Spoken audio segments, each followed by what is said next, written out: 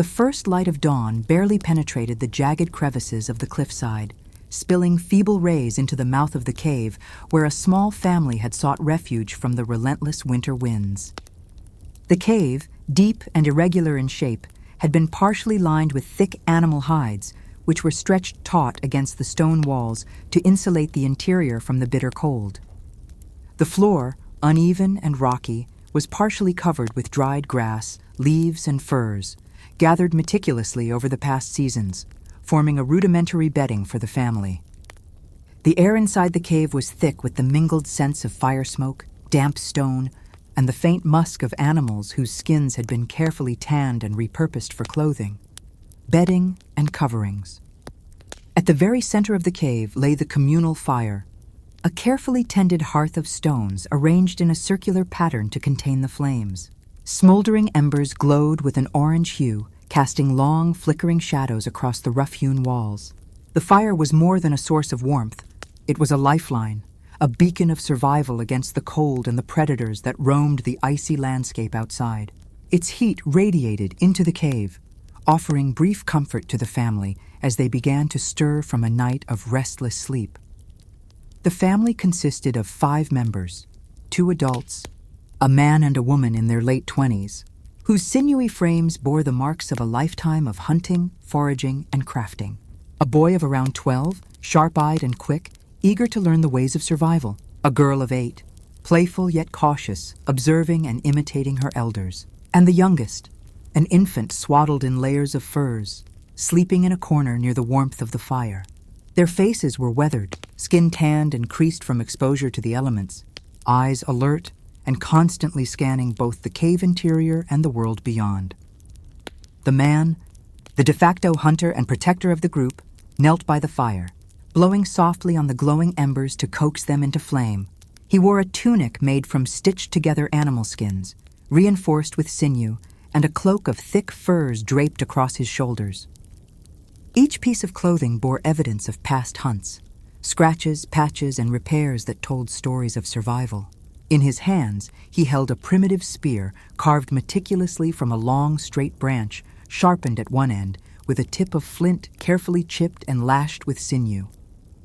This spear had been used to bring down several deer in the past weeks, and its careful maintenance reflected the importance of every tool in their daily existence. The woman moved quietly around the fire, tending to a small clay bowl where the remnants of the previous day's meal had been reheated. She wore a simpler tunic of fur, practical for both warmth and mobility. Her hair was braided and tied to keep it out of her face, strands loose from sleep and movement. She hummed softly, a low and melodic sound, as she crushed dried berries into a coarse mash, mixed it with ground roots, and formed small, dense cakes of sustenance. These cakes were vital for the family, portable and nourishing, designed to last through the long day ahead when they would leave the safety of the cave to forage and hunt. The boy, eager and restless, crouched near the cave entrance, peering out at the frost-covered landscape. His small hands toyed with a fragment of flint, chiseling tiny notches and trying to imitate the careful shaping he had observed in his father. He watched the wisps of smoke rise from the fire, swirling upward into the cave ceiling, and imagined them as signals to the sky, perhaps prayers or messages to the unseen spirits that the family revered.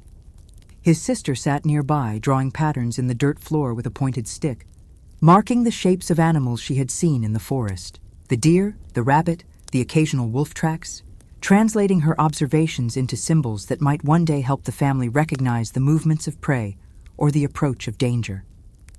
Outside the cave, the winter forest stretched endlessly, a frozen tapestry of towering trees and snow-laden branches. The wind moaned through the bare trunks, carrying with it the distant cries of animals stirring in search of food. Tracks of deer and elk were etched into the fresh snow, a silent map of sustenance, if only the family could decipher it correctly. Wolves prowled in packs, their shadows fleeting among the trees, and birds, hardy species adapted to the cold, darted from branch to branch, their calls sharp and sudden. The entire landscape was a living challenge, a world in which survival demanded constant vigilance, skill, and adaptation. The family's morning routine began with quiet coordination. The father inspected his spear and a small, sharpened knife made from obsidian, testing the edges and securing the bindings. The mother distributed the berry and root cakes to the children, teaching them how to carry and ration their food. The children, eager yet obedient, listened and practiced, understanding that each step in preparation was a lesson in life or death. The fire flickered and crackled as they moved about, the light illuminating the uneven walls and the primitive art etched into the stone centuries ago by unknown ancestors. These carvings depicted hunts, animals, and human figures, a visual history preserved in stone, teaching each new generation about the dangers and triumphs of life in the prehistoric world. The family paused to touch the carvings, a silent reverence for those who had survived before them, and a recognition that they were part of a long, unbroken chain of life and learning. The meal was shared in silence, a quiet communion with the earth and the creatures that provided for them. Every bite was savored, every morsel significant. Water was drawn from a nearby melted snow pool, filtered through layered cloth to remove sediment, then warmed over the fire to prevent the chill from seeping into their bodies. The children listened to their parents' instructions, learning not just the mechanics of survival, but the philosophy of attentiveness, patience, and respect for the natural world. As the sun climbed higher, casting pale light into the cave, the family prepared to leave the sanctuary of warmth and safety. The father packed his spear and knife, checking for cracks and weak points, while the mother gathered additional food supplies and wrapped them in animal hides for portability. The children, bound by curiosity and responsibility, were taught to carry smaller tools, ready to assist in foraging or alert the family to approaching dangers. The cave mouth opened onto a frozen landscape, a world both beautiful and merciless. The family stepped cautiously onto the snow, the crunch of their footsteps the only sound for a brief tense moment. Every sense was heightened. The cold air burned their lungs, the wind stung their exposed skin, and the distant sound of movement could signal either prey or predator. Yet there was also wonder, a deep, instinctual appreciation for the sunlight glinting on icicles, for the frost patterns on the trees, for the rhythmic motion of nature that had persisted long before humans walked this earth. And so began another day, a day of careful observation, measured risk, and meticulous effort. Each movement was purposeful, the father leading the hunt, the mother gathering sustenance, the children learning, watching, and absorbing knowledge that would one day define their ability to survive. The fire behind them was both a memory of warmth and a promise to return, a constant reminder that survival was a cycle of preparation, effort, and reward. The family stepped cautiously out of the cave mouth, their bare feet crunching against the thin crust of frost that covered the uneven terrain. The wind, bitter and unrelenting, whipped against their fur-covered bodies, tugging at the layers that they had meticulously arranged the night before.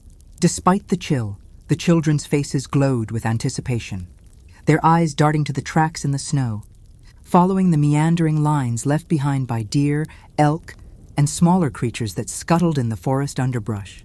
Every mark in the snow was a potential clue, a breadcrumb in the ongoing quest for sustenance and survival. The father, spear in hand, led the group with cautious, measured steps. His trained eyes scanned the environment for signs of movement, broken branches, droppings, or any disturbance in the snow that might indicate nearby prey. Survival depended on reading the land, interpreting every subtle variation in texture, shadow, or sound. He whispered instructions to the boy beside him, teaching him to walk lightly, to tread without disturbing the snow too loudly, and to keep his gaze sweeping across the forest floor and beyond, ever alert to the slightest sign of danger. The mother followed closely behind, carrying a bundle of dried food and the infant swaddled in furs. Her movements were fluid yet deliberate, balancing the weight on her back while ensuring that the children remained safe and in line.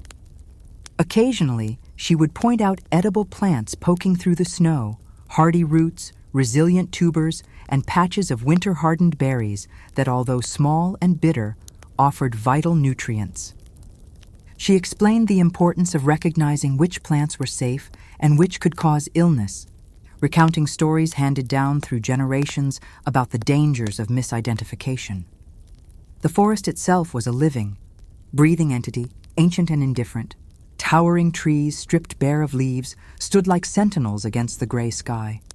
Snow clung to branches in delicate patterns, sometimes flaking off with a whisper as a light breeze passed. The forest floor was a mosaic of white and dark brown, snow, exposed roots, fallen leaves, and patches of frozen earth, each detail providing clues to the movement of animals and the hidden dangers of the wilderness. Wolves prowled silently in the distance, their tracks partially hidden by the wind's drift. Birds, few in number but hardy, flitted from branch to branch, their calls sharp and abrupt, breaking the quiet monotony of winter. As they progressed deeper into the forest, the father stopped abruptly, crouching low and signaling with a hand. The family froze, the children mimicking the gesture instinctively. Ahead, a faint set of tracks marred the snow. A herd of deer had passed through the area within the last few hours. The father knelt, brushing away a thin layer of snow to inspect the size and spacing of the prints. He explained to the boy how the distance between prints could reveal the size of the animal, whether it was alone or part of a group, and the direction in which it had been moving. The boy's eyes widened with comprehension, the lessons of survival slowly sinking into his consciousness. Each step, each observation, was a test, a rehearsal for the moment when he would one day take up the responsibility of hunting and protecting the family.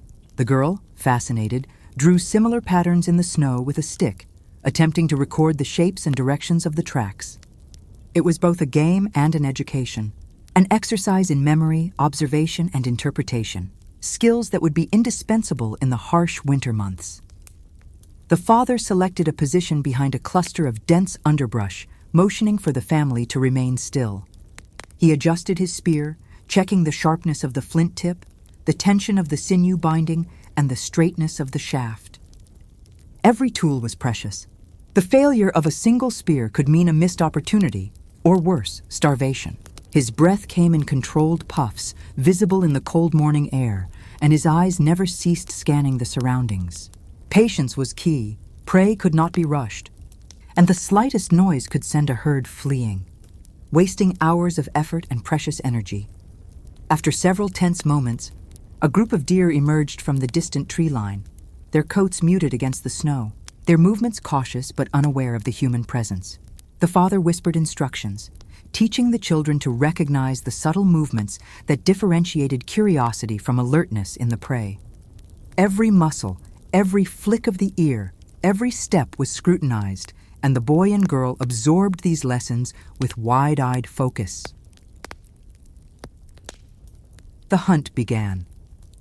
The father moved with silent precision, covering the distance in careful strides, using the natural cover of fallen logs, boulders, and shrubs. The boy followed, carrying a smaller, sharpened stick, meant to serve as both a teaching tool and a potential weapon for small game.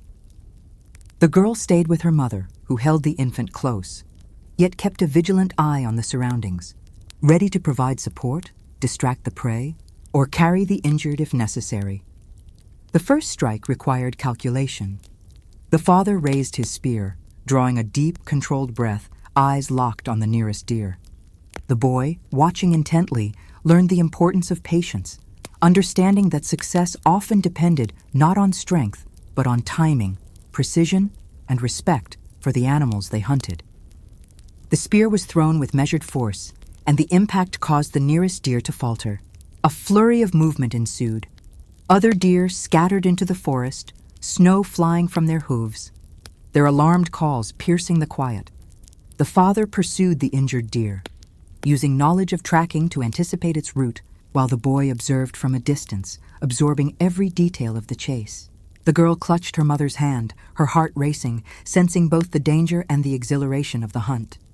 The mother encouraged calm, teaching the children that fear and excitement must be balanced with reason, observation, and readiness. By midday, the hunt concluded with success. The father had secured the deer, ensuring that it could be carried back to the cave with minimal loss. The children helped gather firewood and prepare a temporary resting spot, while the mother attended to the food, teaching them the techniques of butchering, skinning, and preserving meat for later use. The deer was dissected with care, nothing wasted. The meat, the hide, the sinews, and even the bones would serve multiple purposes: nourishment, clothing, tools, and shelter. Every part of the animal was sacred, a vital gift from the natural world, and the children were taught to honor it through careful handling and use. The family paused to eat a simple meal of dried roots, berries, and small pieces of cooked meat, warming themselves beside a small fire built with gathered wood. Conversation was minimal, replaced by the sounds of crackling flames, the distant wind, and the gentle rustling of forest creatures. The children chewed thoughtfully, absorbing not just sustenance, but the lessons of endurance, resourcefulness, and gratitude for life. As the afternoon sun began its slow descent, casting long, cold shadows across the forest floor, the family started the journey back to the cave. Their steps were deliberate, each member scanning for remaining dangers and potential opportunities. Tracks in the snow were rechecked, paths revisited, and lessons reinforced. The children were taught to carry memories of the day's hunt, patterns of movement, and the behavior of animals, storing these observations as part of their ongoing education in survival. By the time the cave mouth reappeared on the horizon, the cold was biting again, and the wind carried whispers of the approaching evening. The family entered their sanctuary, their clothes dusted with snow, their hands raw from exertion, but their spirits buoyed by success and survival. They tended the fire immediately, igniting it with careful attention, and began preparing the deer for long-term storage. The mother instructed the children in salting and smoking techniques, ensuring the meat would last through the days ahead. As night descended, the cave became a haven once more. Shadows danced across the walls, reflecting the firelight on carvings and furs. The family settled in, exhausted but fulfilled, understanding that each day of survival was a balance of skill, patience, and cooperation. The father recounted the hunt to the children, pointing out decisions, missteps, and moments of insight, while the mother wove tales of the forest and its creatures, blending fact with cautionary narrative to instill wisdom. Sleep approached slowly, the children lulled by warmth, routine, and the rhythmic storytelling.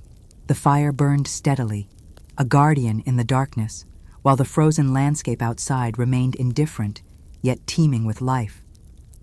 The family, though small and fragile in comparison to the vast wilderness, had endured another day, learning, teaching, and living fully within the fragile equilibrium that defined their existence in the early Stone Age. The cold had grown sharper by the time the family returned to the cave, the sky painted in heavy grays and streaks of pale blue as the sun dipped beyond the tree line. Winter dusk arrived swiftly in this season, and with it came a stillness that was both haunting and protective. The frozen air outside seemed to crystallize into silence, broken only by the occasional distant howl of wolves announcing their presence, a reminder that survival was not only about food, but about vigilance and defense. Inside the cave, the flickering glow of firelight transformed the harsh stone walls into a living canvas. Shadows leapt and danced across the uneven surfaces, sometimes appearing like the silhouettes of animals and humans etched in motion. The children, sitting cross-legged near the fire, watched with wide eyes, their imaginations painting stories upon the walls as if the spirits of ancestors were moving among them.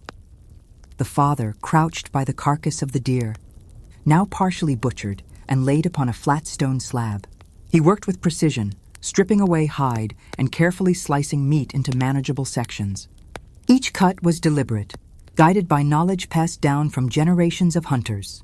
His obsidian knife, though small, gleamed with an edge capable of severing sinew and tendon with remarkable efficiency. He paused often to instruct his son, showing him how to separate muscle from bone, how to avoid wasting the fatty tissue that could later be boiled for nutrition and warmth, and how to coil strips of sinew to dry and later use as bowstrings or lashings for tools. The boy followed every movement with reverence, his young hands itching to replicate the skills, but kept in check by his father's stern yet patient demeanor. The boy was taught not only the act of butchering, but also the respect owed to the animal. Nothing is wasted. the father whispered in a voice low and heavy, his words blending with the crackle of the fire. "This creature gave its life so we may live. To waste even a fragment dishonors its spirit and the earth that created it." The boy nodded solemnly, the weight of the lesson sinking deeper than the act itself. Meanwhile, the mother prepared another section of the deer for preservation. She arranged strips of meat on a wooden rack crafted from branches, placing it near enough to the fire so that the smoke would seep into the flesh, but not so close as to cook it. Smoking was a slow, patient process, one that could mean the difference between starvation and sustenance during lean weeks. She explained to her daughter the importance of watching the fire carefully, ensuring the smoke remained steady and the flames did not flare too high. The girl listened intently, her small fingers mimicking the gestures her mother demonstrated, practicing the subtle balance between tending and observing. The infant, swaddled tightly in furs, slept soundly in a cradle of dried grasses and hides, the warmth of the fire wrapping the child in a cocoon of safety. Occasionally, the baby stirred, letting out soft cries, to which the mother responded immediately with gentle cooing, rocking, and feeding. Even in this harsh existence, the bond of tenderness persisted, a reminder that survival was not merely about food and shelter, but about nurturing and continuity. As night fell deeper, the father shifted focus from the carcass to the teaching of tools. He retrieved a small collection of flint and obsidian fragments from a pouch and spread them across a flat stone surface. The children leaned forward, captivated by the array of sharp, jagged edges that shimmered faintly in the firelight. With careful hands, he demonstrated how a stone could be struck against another at precise angles, flaking away sharp edges to create points, blades, or scrapers. The boy tried his hand, his first strike clumsy, sending shards scattering across the ground. His father corrected him with calm firmness, guiding his hands to find the rhythm and control required. The girl, not wanting to be left out, picked up a small fragment and mimicked the actions. Her strikes surprisingly delicate.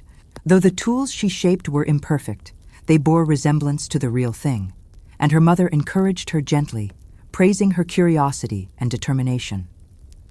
The cave echoed with the sharp clicks and clacks of stone striking stone, a primitive symphony of creation that had defined humanity's evolution for millennia. After the lessons of butchery and tool-making came the lessons of memory and story.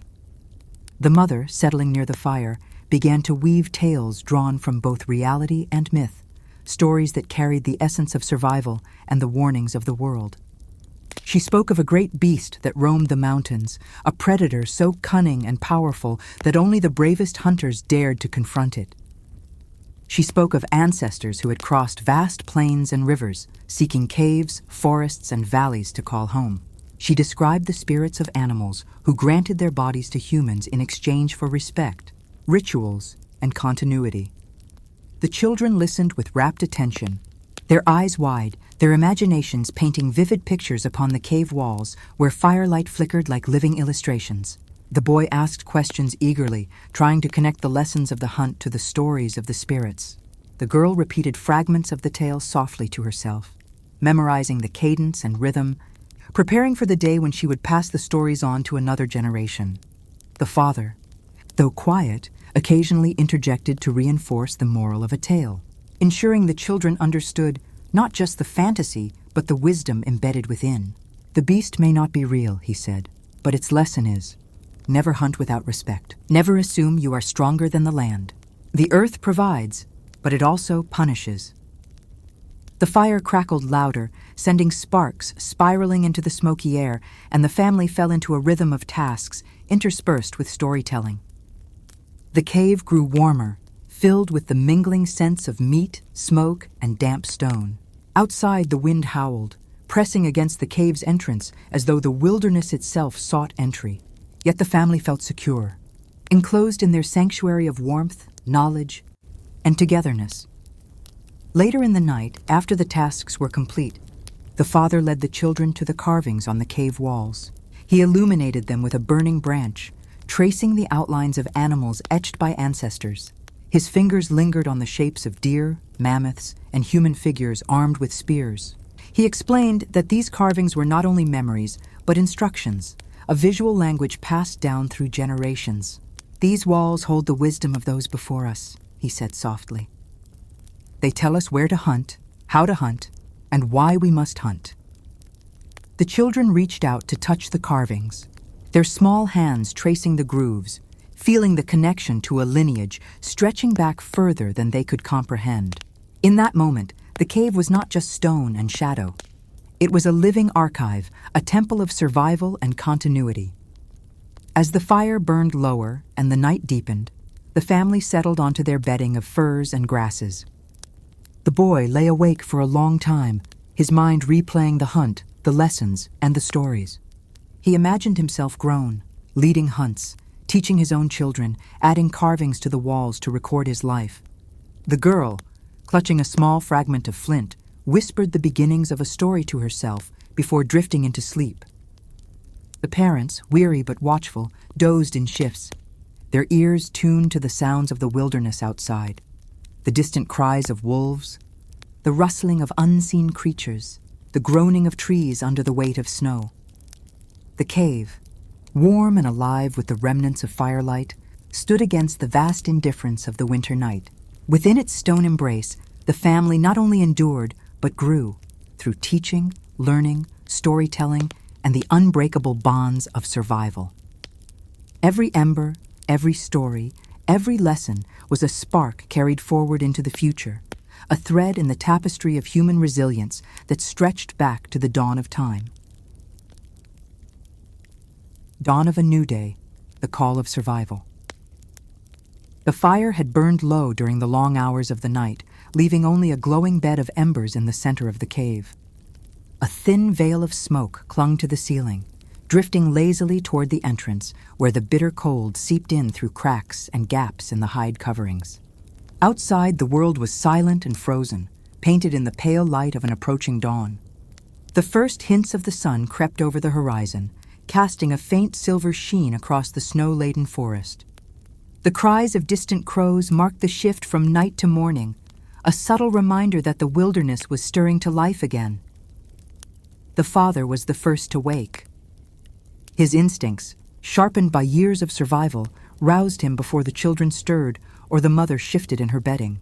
He sat upright, listening, his ears attuned to every sound, the faint whistle of the wind, the crack of ice forming in a nearby stream, the occasional rustle of unseen creatures beyond the cave mouth.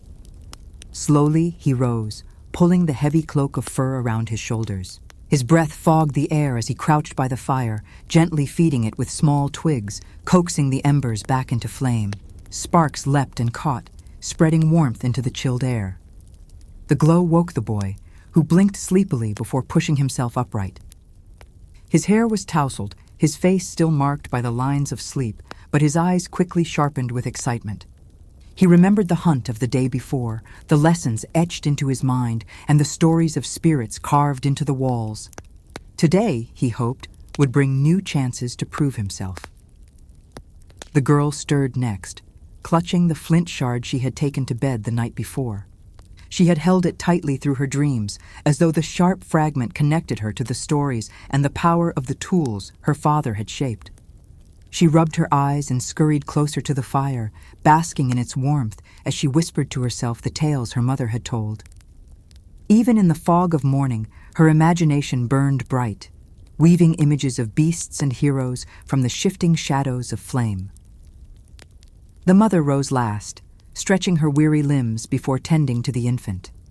The child stirred, fussed, and was quickly soothed with soft sounds and gentle rocking. She carried the baby closer to the warmth, wrapping it snugly in hides before turning her attention to the day's tasks. Her eyes scanned the cave, noting the racks of drying meat, the bundles of sinew, the tools scattered neatly by the stone slab. She saw what needed to be done, the tending of food, the mending of clothing, the preparation for another day of hunting and foraging. Breakfast was simple, yet nourishing. Strips of smoked meat from the previous day, softened over the fire, combined with bitter roots and a handful of dried berries. The family ate slowly, savoring each bite, understanding that food was not to be consumed in haste, but respected as a gift hard-earned. The boy chewed thoughtfully, recalling his father's words about honoring the spirit of the deer. The girl picked carefully at her portion, occasionally feeding crumbs to the infant, who giggled at the taste and texture, though most of it fell to the bedding. After the meal, the family began their preparations. The father inspected his spear, ensuring the flint head was secure and sharp. He adjusted the bindings of sinew, testing their strength before checking the balance of the shaft. The boy mimicked the motions with his smaller weapon, repeating each action as if committing them to ritual. His father corrected his stance, his grip, and his movements, reinforcing the lessons through patient instruction. The mother gathered tools for foraging. Small woven baskets lined with hide, stone knives for cutting roots, and cords for binding bundles of plants. She showed the girl how to secure the infant against her back with strips of fur, leaving her hands free to work while keeping the child safe and close. The girl assisted eagerly, proud to take part in the responsibility, though her small hands fumbled with the knots. Once prepared, the family stepped out into the frozen world once again. The cold struck them sharply, biting at their faces and numbing their fingers, but they pressed forward, their bodies already accustomed to the punishing climate. The sky was a pale wash of blue and gray, the sun hidden behind thick clouds that promised more snow. The forest stretched before them, stark and endless, a labyrinth of trees, shadows, and tracks. The father led them toward a frozen stream, his eyes scanning the ground for fresh prints. The snow crunched underfoot, the sound echoing faintly in the stillness. The boy watched closely, trying to identify each track they encountered. Small rabbit prints darted across the snow, a delicate chain of dots and lines that disappeared into the underbrush. Larger, deeper tracks suggested elk or deer, their size and spacing revealing both direction and speed. Occasionally, the father knelt, brushing snow aside to study the earth beneath, teaching his son how to interpret signs invisible to the untrained eye. At the stream, the ice cracked faintly under their weight, a warning that the water beneath still flowed strong. The father chipped at the surface with his spear, breaking away chunks of ice to reveal the clear water below. The mother filled small containers made of hollowed bone, explaining to the children the importance of always boiling water before drinking to ward off sickness. The girl watched, her wide eyes reflecting the shimmering surface, fascinated by the mirror-like ice that captured the light of the muted sky. The hunt for food continued as the mother dug into patches of earth softened near the base of trees, extracting roots and tubers that had survived beneath the frozen soil. She showed her daughter the difference between edible roots and poisonous ones, letting her smell, touch, and even taste tiny samples. The girl wrinkled her nose at the bitterness, but listened intently, repeating the names and characteristics as if committing them to memory. The boy, meanwhile, tried to trap a rabbit with a simple snare his father had taught him to set. Though clumsy, his effort was met with encouragement, the father reminding him that failure was only another form of practice. Hours passed as the family worked, gathering what they could from the sparse winter landscape. Eventually, the father spotted movement in the distance, a small herd of elk grazing on bark stripped from trees. He signaled the family to remain quiet and hidden, then crouched low to observe. The boy crept closer, his heart pounding with excitement, while the girl clutched her mother's hand, sensing the tension in the air. The father whispered instructions to his son, guiding him through the process of stalking prey, of moving silently and slowly, of using the wind and the terrain to mask their presence. The moment came swiftly. The father raised his spear, muscles taut, his eyes locked on the nearest elk. With practiced precision, he threw, the weapon slicing through the cold air before striking true. The elk stumbled, its cry echoing through the forest as the rest of the herd scattered. The boy rushed forward, eager to assist, but the father restrained him with a hand, reminding him of caution. Together, they finished the hunt, ensuring the animal's life ended swiftly and respectfully. The family gathered around the fallen elk, their breaths visible in the frigid air. The father placed his hand on the animal's flank, murmuring a quiet acknowledgement of its sacrifice. The children followed suit, touching the creature reverently, their eyes filled with both awe and gratitude.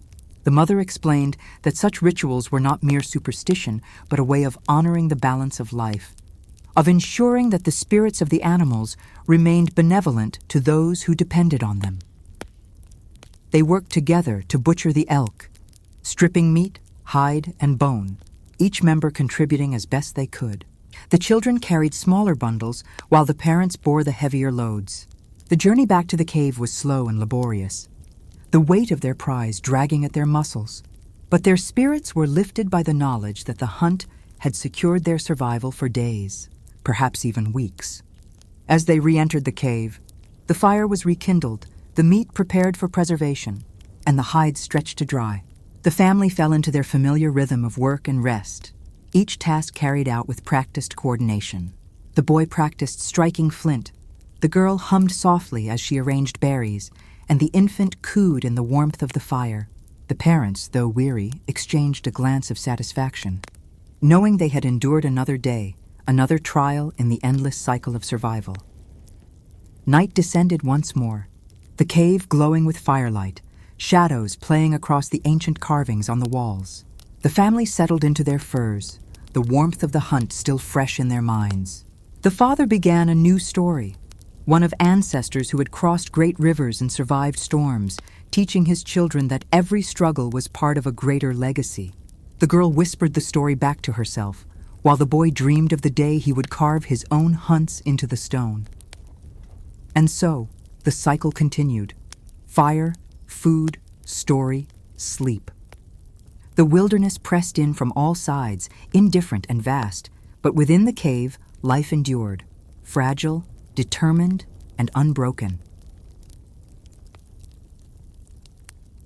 The trial of the storm. Lessons of endurance. The cave walls hummed faintly with the whisper of wind outside, a low and ceaseless moan that had persisted through the night. The fire, though carefully tended, struggled against the draft that seeped in from cracks around the entrance. Its flames flickered nervously, bending away from the cold that pressed in like an intruder, determined to steal the warmth the family had worked so hard to preserve. The boy stirred first, shivering beneath his fur covering. His dreams had been troubled, visions of the elk they had slain, the weight of its eyes staring into his own, the echo of its dying cry mingling with the howls of unseen beasts in the darkness. He woke with a gasp, clutching his small spear as though it were a talisman against those shadows. The warmth of the fire soothed him, but the memory lingered, gnawing at his young conscience. The father, already awake, noticed the boy's unease. He did not speak at once, but instead handed him a strip of dried meat, a simple gesture of reassurance. When the boy finally met his gaze, the father said in a low, steady tone, "To take life is never light, but it is the way of survival. You will learn to carry it, not as a burden, but as strength." The words sank deep, anchoring the boy's restless heart. He nodded slowly, chewing the meat with determination, trying to swallow both the food and the lesson. The girl awoke next, nestled against her mother, her small hands still clutching a bundle of twine she had been practicing with. She blinked at the fire, then at her father and brother, sensing the heaviness in the air, but too young to name it. She crawled toward the fire, humming softly, the sound brightening the cavern like the first ray of sunlight piercing storm clouds. Her innocence, unscarred by the hunt, was a quiet counterbalance to the weight the boy bore. The mother stirred last, adjusting the infant swaddled against her chest.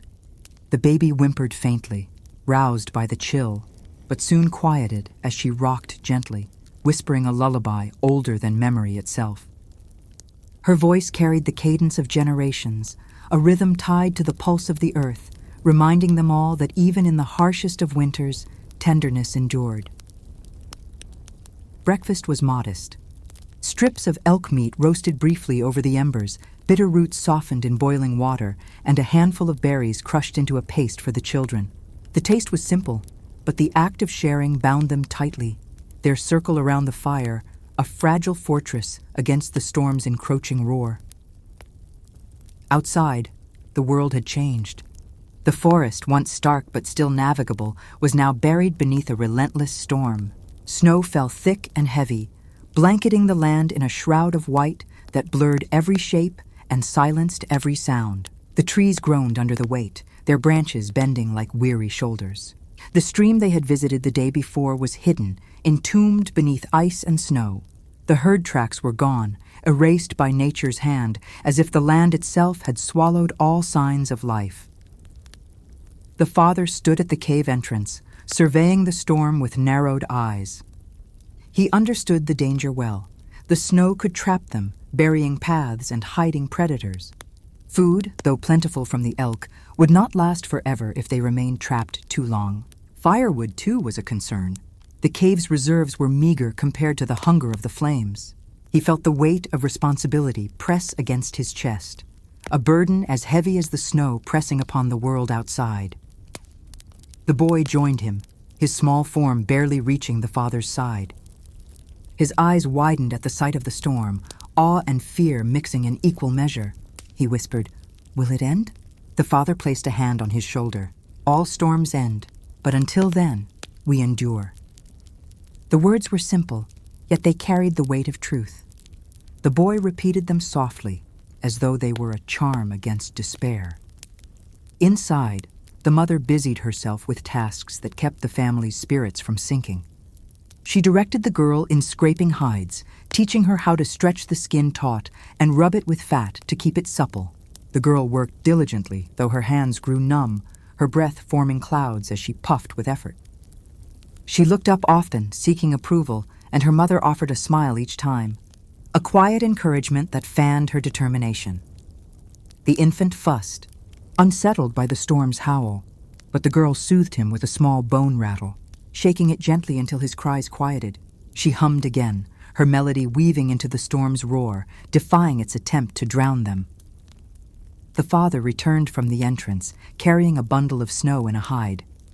He melted it over the fire, explaining to the children how snow, though pure, must be boiled to drive away hidden sickness. The boy asked why the spirits hid danger in something so white and clean. The father paused, then answered, "Not all danger looks like danger.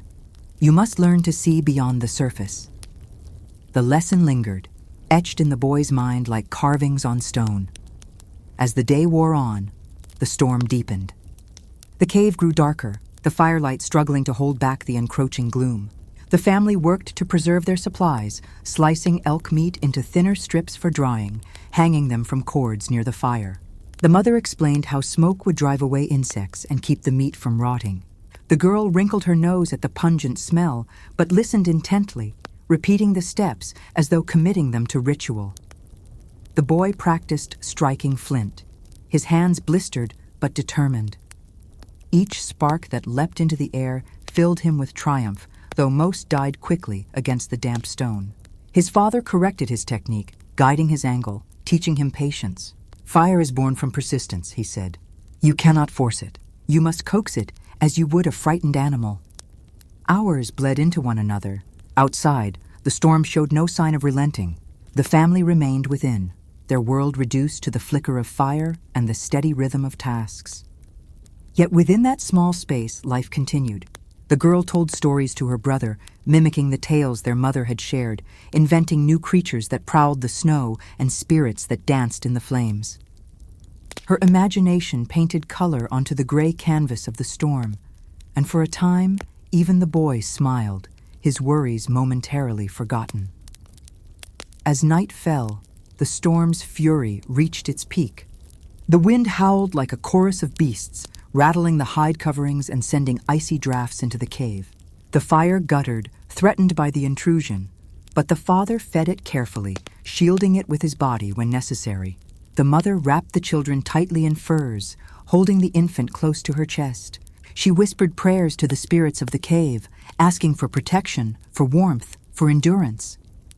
The boy lay awake, listening to the storm's voice. It seemed alive, a vast and ancient force pressing against their fragile refuge. He thought of the elk, of the forest, of the spirits his parents spoke of. He wondered if the storm was another spirit, testing them, demanding their strength. He resolved silently that he would not fail, that he would endure, as his father had said. When sleep finally claimed them, the storm still raged. But within the cave, the fire burned, the family huddled together, and hope, though fragile, endured like the flame that refused to die. After the storm, the silent white world. The storm had passed in the dead of night, but its echo lingered in the bones of the earth. When dawn came, it arrived quietly, without the usual chorus of birds or the distant howls of beasts. Instead, the world was silent, muffled beneath a shroud of snow so deep it seemed to swallow every sound. The cave mouth was nearly blocked, a wall of white pressed against the hides that covered the entrance. Only a faint glow filtered through, pale and cold, marking the beginning of a new day. The father rose first, his muscles stiff from the long night spent, crouched near the fire. He pushed aside the hides cautiously, his spear in hand, prepared for whatever waited beyond. But when he stepped outside, the sight stopped him in his tracks. The forest was unrecognizable. Every tree, every rock, every path had vanished beneath a vast blanket of snow. Branches sagged under its weight, some broken entirely, scattered across the ground like fallen limbs. The stream was invisible, its surface hidden by layers of ice. Tracks, once plentiful, had been erased completely. It was as though the storm had reset the world, wiping clean all signs of life. The father stood in silence, the cold biting his skin, his breath fogging the air. He felt both awe and dread. Beauty and danger were bound together here. The snow was dazzling in its purity, glittering in the morning light, yet it was also merciless, a barrier between his family and survival. Inside the cave, the children stirred. The boy hurried to the entrance, eager to see what the storm had left behind. When he peered out, his eyes widened, a gasp escaping his lips. "It's gone," he whispered. The paths he had memorized, the familiar trees where he practiced stalking, the tracks he studied, all erased, replaced with a world that seemed new and alien. The girl toddled after him, clutching her fur cloak tightly around her. She stared at the white expanse with wide eyes, her small voice trembling with wonder. "It looks like the sky fell." Her words, innocent yet profound, carried a truth the father silently acknowledged. The mother joined them last, the infant strapped to her chest. She frowned at the sight, already calculating the challenges ahead, finding firewood buried beneath snow, locating edible plants in a frozen wasteland, tracking animals whose trails were gone. Her mind worked quickly, but her face remained calm, not wanting to frighten the children. The father stepped back inside, brushing snow from his fur. "The storm has changed the land," he said gravely. "We must be careful." He began issuing tasks immediately, his voice steady, the tone of a leader who knew hesitation could mean death. "We will dig out the entrance fully. Then we must gather what wood we can before it freezes too hard to break. The hunt will be more difficult now. Tracks are hidden, animals scarce, but we will find a way." The boy straightened his shoulders, eager to prove himself useful. He grabbed a bone shovel, crudely shaped but effective, and began scraping snow from the cave mouth. His father joined him, using his spear as a lever to break through hardened layers of ice. Together, they worked tirelessly, their breaths rising in plumes, their muscles burning with the effort. The girl tried to help too, scooping small handfuls of snow and tossing them aside. Her mother encouraged her gently, praising each effort, though the snow piled back faster than her small hands could clear. Still, her determination added a spark of warmth to the cold morning. After what felt like hours, the entrance was cleared enough for them to step outside fully.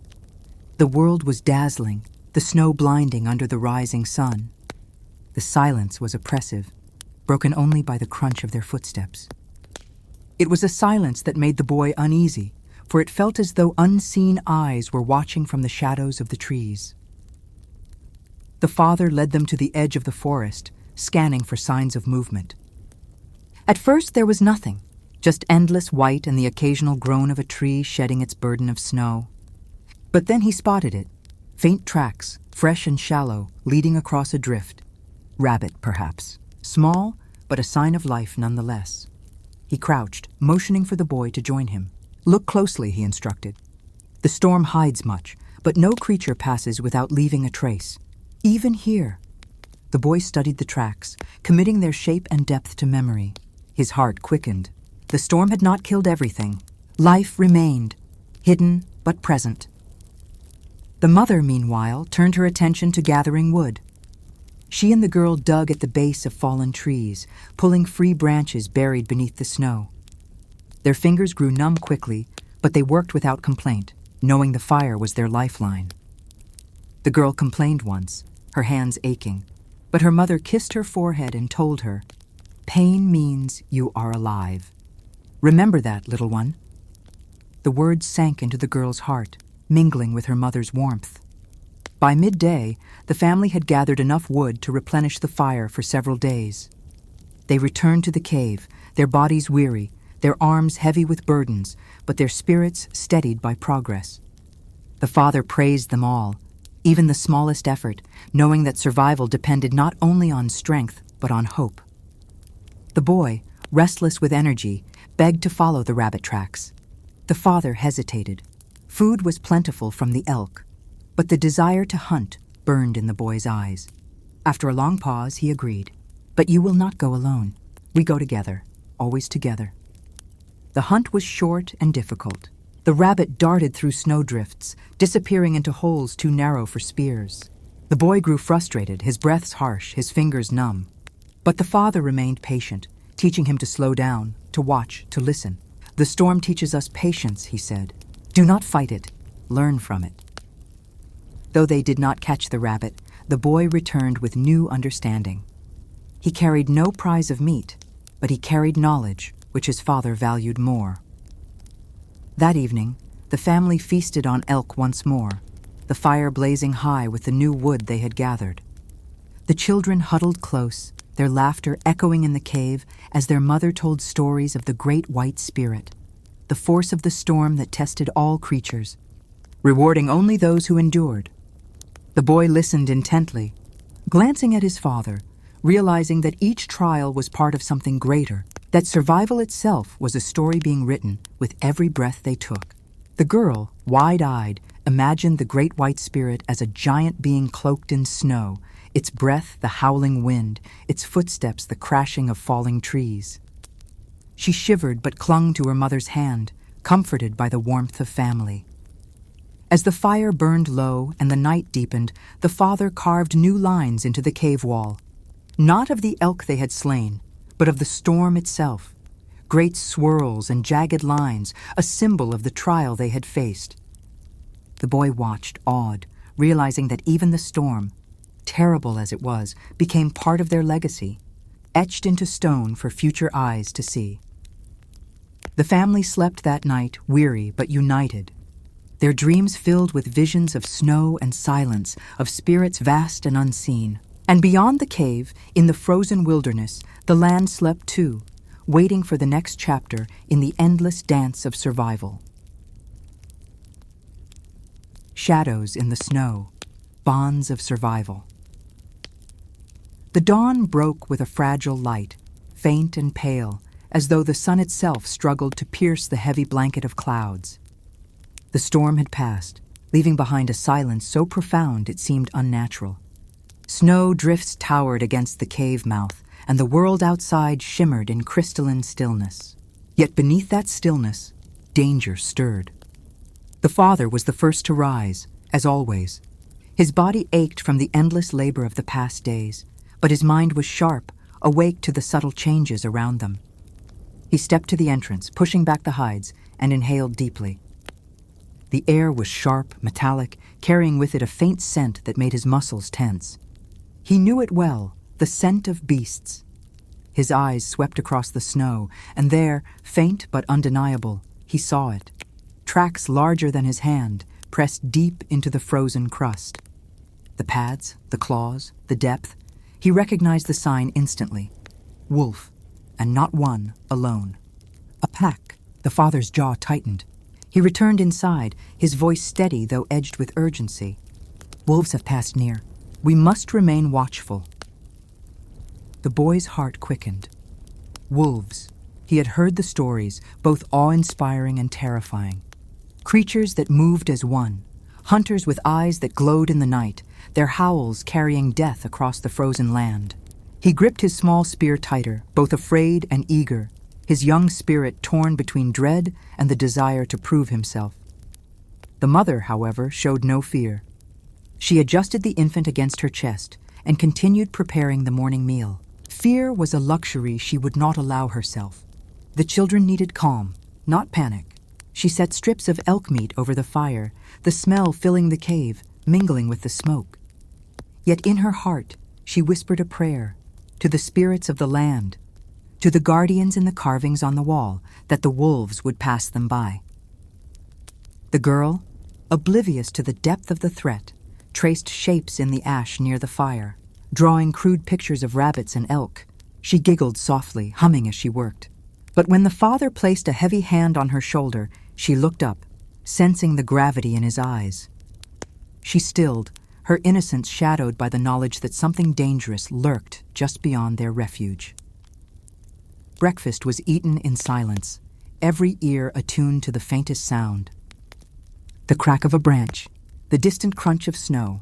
The father rose often, peering out of the cave, watching, waiting. Hours passed with no sight of the wolves, but the tension did not ease. Predators knew patience. To distract the children and to strengthen their preparations, the father set new tasks.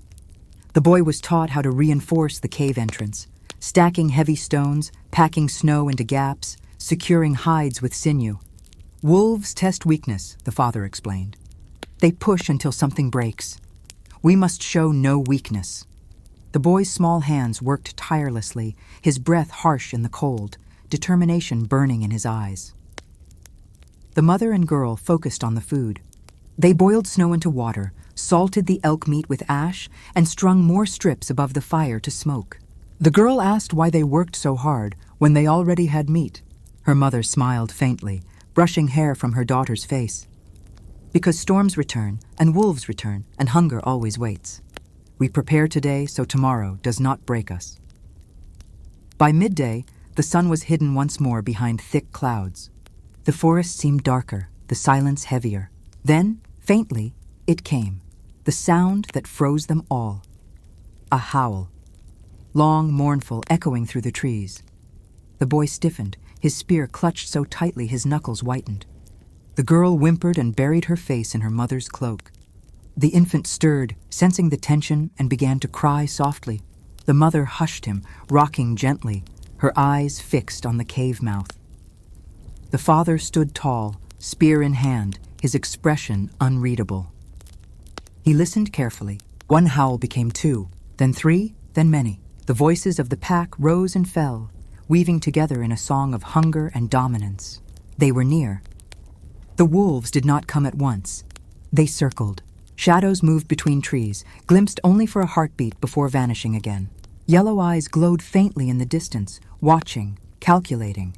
The father knew this dance well. They tested the boundaries, gauged the strength of their prey. The boy whispered, "Why don't they attack?" "Because they are wise," his father replied softly. "They do not waste their strength. They wait for weakness. We will not give it." As night fell, the tension grew unbearable. The howls echoed closer, the crunch of paws in snow audible beyond the cave. The fire was stoked higher, its light spilling into the white darkness, a fragile shield against the shadows. The father positioned himself at the entrance, spear ready. The boy sat beside him, trembling but resolute, his smaller spear held firmly. The mother gathered the children near the back of the cave, placing furs around them, whispering stories of protectors, spirits that guarded families, warriors who drove away the dark. Her voice wove courage into their hearts, even as fear gnawed at her own. Then, from the edge of the firelight, a shape appeared. A wolf, large, its fur bristling, eyes reflecting the flame. It did not charge. It stood silent, staring. Behind it, more shapes gathered, ghost-like against the snow. A dozen eyes, 2 dozen, the pack. The boy's breath caught in his throat. His father placed a steady hand on his arm. "Do not move. Do not show fear." Minutes stretched like hours. The wolves watched. The family waited. The fire crackled. The baby whimpered. The storm carved silence pressing in from all sides. Finally, a growl rumbled through the night. The wolves shifted, restless. One darted forward, teeth bared, only to retreat when the father raised his spear. Sparks flew as the fire flared, casting long shadows that made the wolves pause. And then, as suddenly as they had come, the pack withdrew. One by one, the glowing eyes vanished into the trees. Their howls echoed once more, fading into the distance, leaving only silence behind. The father exhaled slowly, his body relaxing for the first time in hours. He turned to his family, his voice steady. "They will return. But tonight, we have endured." The boy, though shaken, felt a surge of pride. He had faced the wolves. He had not run. He had stood beside his father, spear in hand, and survived. The girl clung to her mother, whispering that the fire had scared the wolves away, her imagination turning the flames into a guardian spirit. The family slept in shifts that night, the fire never allowed to fade. The father kept watch longest, his eyes fixed on the forest, knowing the shadows were never far. But in his heart, he carried the certainty that as long as they stood together, unbroken, unafraid, they could endure even the fiercest of trials. And outside, beneath the stars hidden by cloud, the wolves prowled silently, their hunger unsated, their eyes ever watchful. The dance between hunter and hunted had only just begun. The hunger of winter, the fire of resolve. The storm had passed, and the wolves had vanished into the darkness, but their howls lingered in the memory of the family like a shadow that refused to lift. Morning brought no relief, only a deeper cold. The air was brittle, biting at skin and lungs, and the sky hung low and gray, heavy with the promise of more snow. The cave, once a sanctuary, now felt like a fragile bubble of warmth in a world that wanted nothing more than to devour them. The father rose before the first light, his bones stiff, his eyes heavy from keeping watch through most of the night. The fire still burned, though it had dwindled to embers. Carefully, he fed it with dried wood, coaxing the flames back to life. Fire was not merely heat. It was survival. It was spirit. It was their shield against the darkness. He watched the sparks leap and thought of the wolves' eyes, glowing in the distance, waiting. They would come again. He knew it. The boy stirred next, rubbing sleep from his eyes, his small body stiff from lying on the cold stone floor despite the furs. He glanced toward the cave mouth instinctively, half expecting to see wolves still lurking there. But only snow and silence greeted him. Still, his grip tightened on the crude spear he kept by his side, as though letting it go might invite danger. The mother awoke soon after, the infant nestled against her, breathing softly in innocent dreams. She pressed a kiss to his tiny forehead before rising. Her face showed the exhaustion of sleepless nights, but her hands were steady as she set about preparing the morning meal. There was little to work with: strips of smoked elk, a handful of dried berries gathered before the storm, melted snow for water. She portioned carefully, aware that every bite had to be stretched, every meal planned. Hunger was no less dangerous than wolves. The girl woke last, yawning, her hair tangled, her small hands rubbing warmth into her arms. She clung to her mother's leg, half asleep still, her wide eyes searching the cave as though to make sure it remained whole, safe. When she saw the boy at the entrance, spear in hand, she asked in a small voice, "Will the wolves come back?" "Yes," the boy answered honestly, his voice steady though his heart raced. "But we will not let them in." The father's gaze flicked to his son, pride and worry mingling. He said nothing, only handed the boy a strip of meat for breakfast, as though acknowledging that courage deserved strength. The morning meal was eaten in silence, the crackle of fire and the whistle of wind outside the only sounds. Every bite was chewed slowly, every drop of water savored. The girl asked for more, but her mother shook her head gently. "We must save. Winter is long," the girl pouted, but when her mother's eyes held hers, she nodded reluctantly. Even a child could feel the weight of necessity. After the meal, the father rose, slinging his spear across his back. The boy looked at him eagerly. "You will hunt?" "Yes," the father said, "but you will stay here. Guard the fire. Guard the family." The boy's heart sank. He longed to prove himself, to walk beside his father, to face the dangers of the wild. But the weight of responsibility steadied him. Guarding was not a lesser task. It was just as vital. He nodded solemnly. "I will guard." The father's eyes softened briefly as he placed a hand on his son's shoulder. "Good. Remember, wolves wait for weakness. Show them none." And with that, he stepped out into the snow, his figure swallowed quickly by the whiteness. Inside, the day unfolded with quiet determination. The mother and girl worked together, melting snow, feeding the fire, checking the stores of food. They counted what remained: several bundles of smoked meat, a few strips of dried fish, nuts cracked open to reveal meager flesh, and a pouch of berries shriveled with age. It was enough for some days, perhaps weeks if rationed, but the winter stretched far longer. Anxiety weighed heavy on the mother, though she masked it from the children. The boy took his duty seriously. He sat near the entrance, spear in hand, eyes scanning the tree line, every shifting shadow, every whisper of wind through branches, every distant crack of ice set his heart pounding. Once, he thought he saw movement, a shape slinking low across the snow, but when he blinked, it was gone. Still, he did not relax. The wolves had not left them. They lingered, waiting. Hours passed. The infant cried. The girl hummed softly to calm him. The mother stirred the fire. The boy remained steadfast, though fatigue tugged at his eyes. He thought of his father out there, tracking, hunting, facing dangers unseen. He wanted to be brave like him, to return with meat and pride. Instead, he sat and waited, his bravery measured not in action, but in endurance. When the father finally returned, it was with both triumph and strain.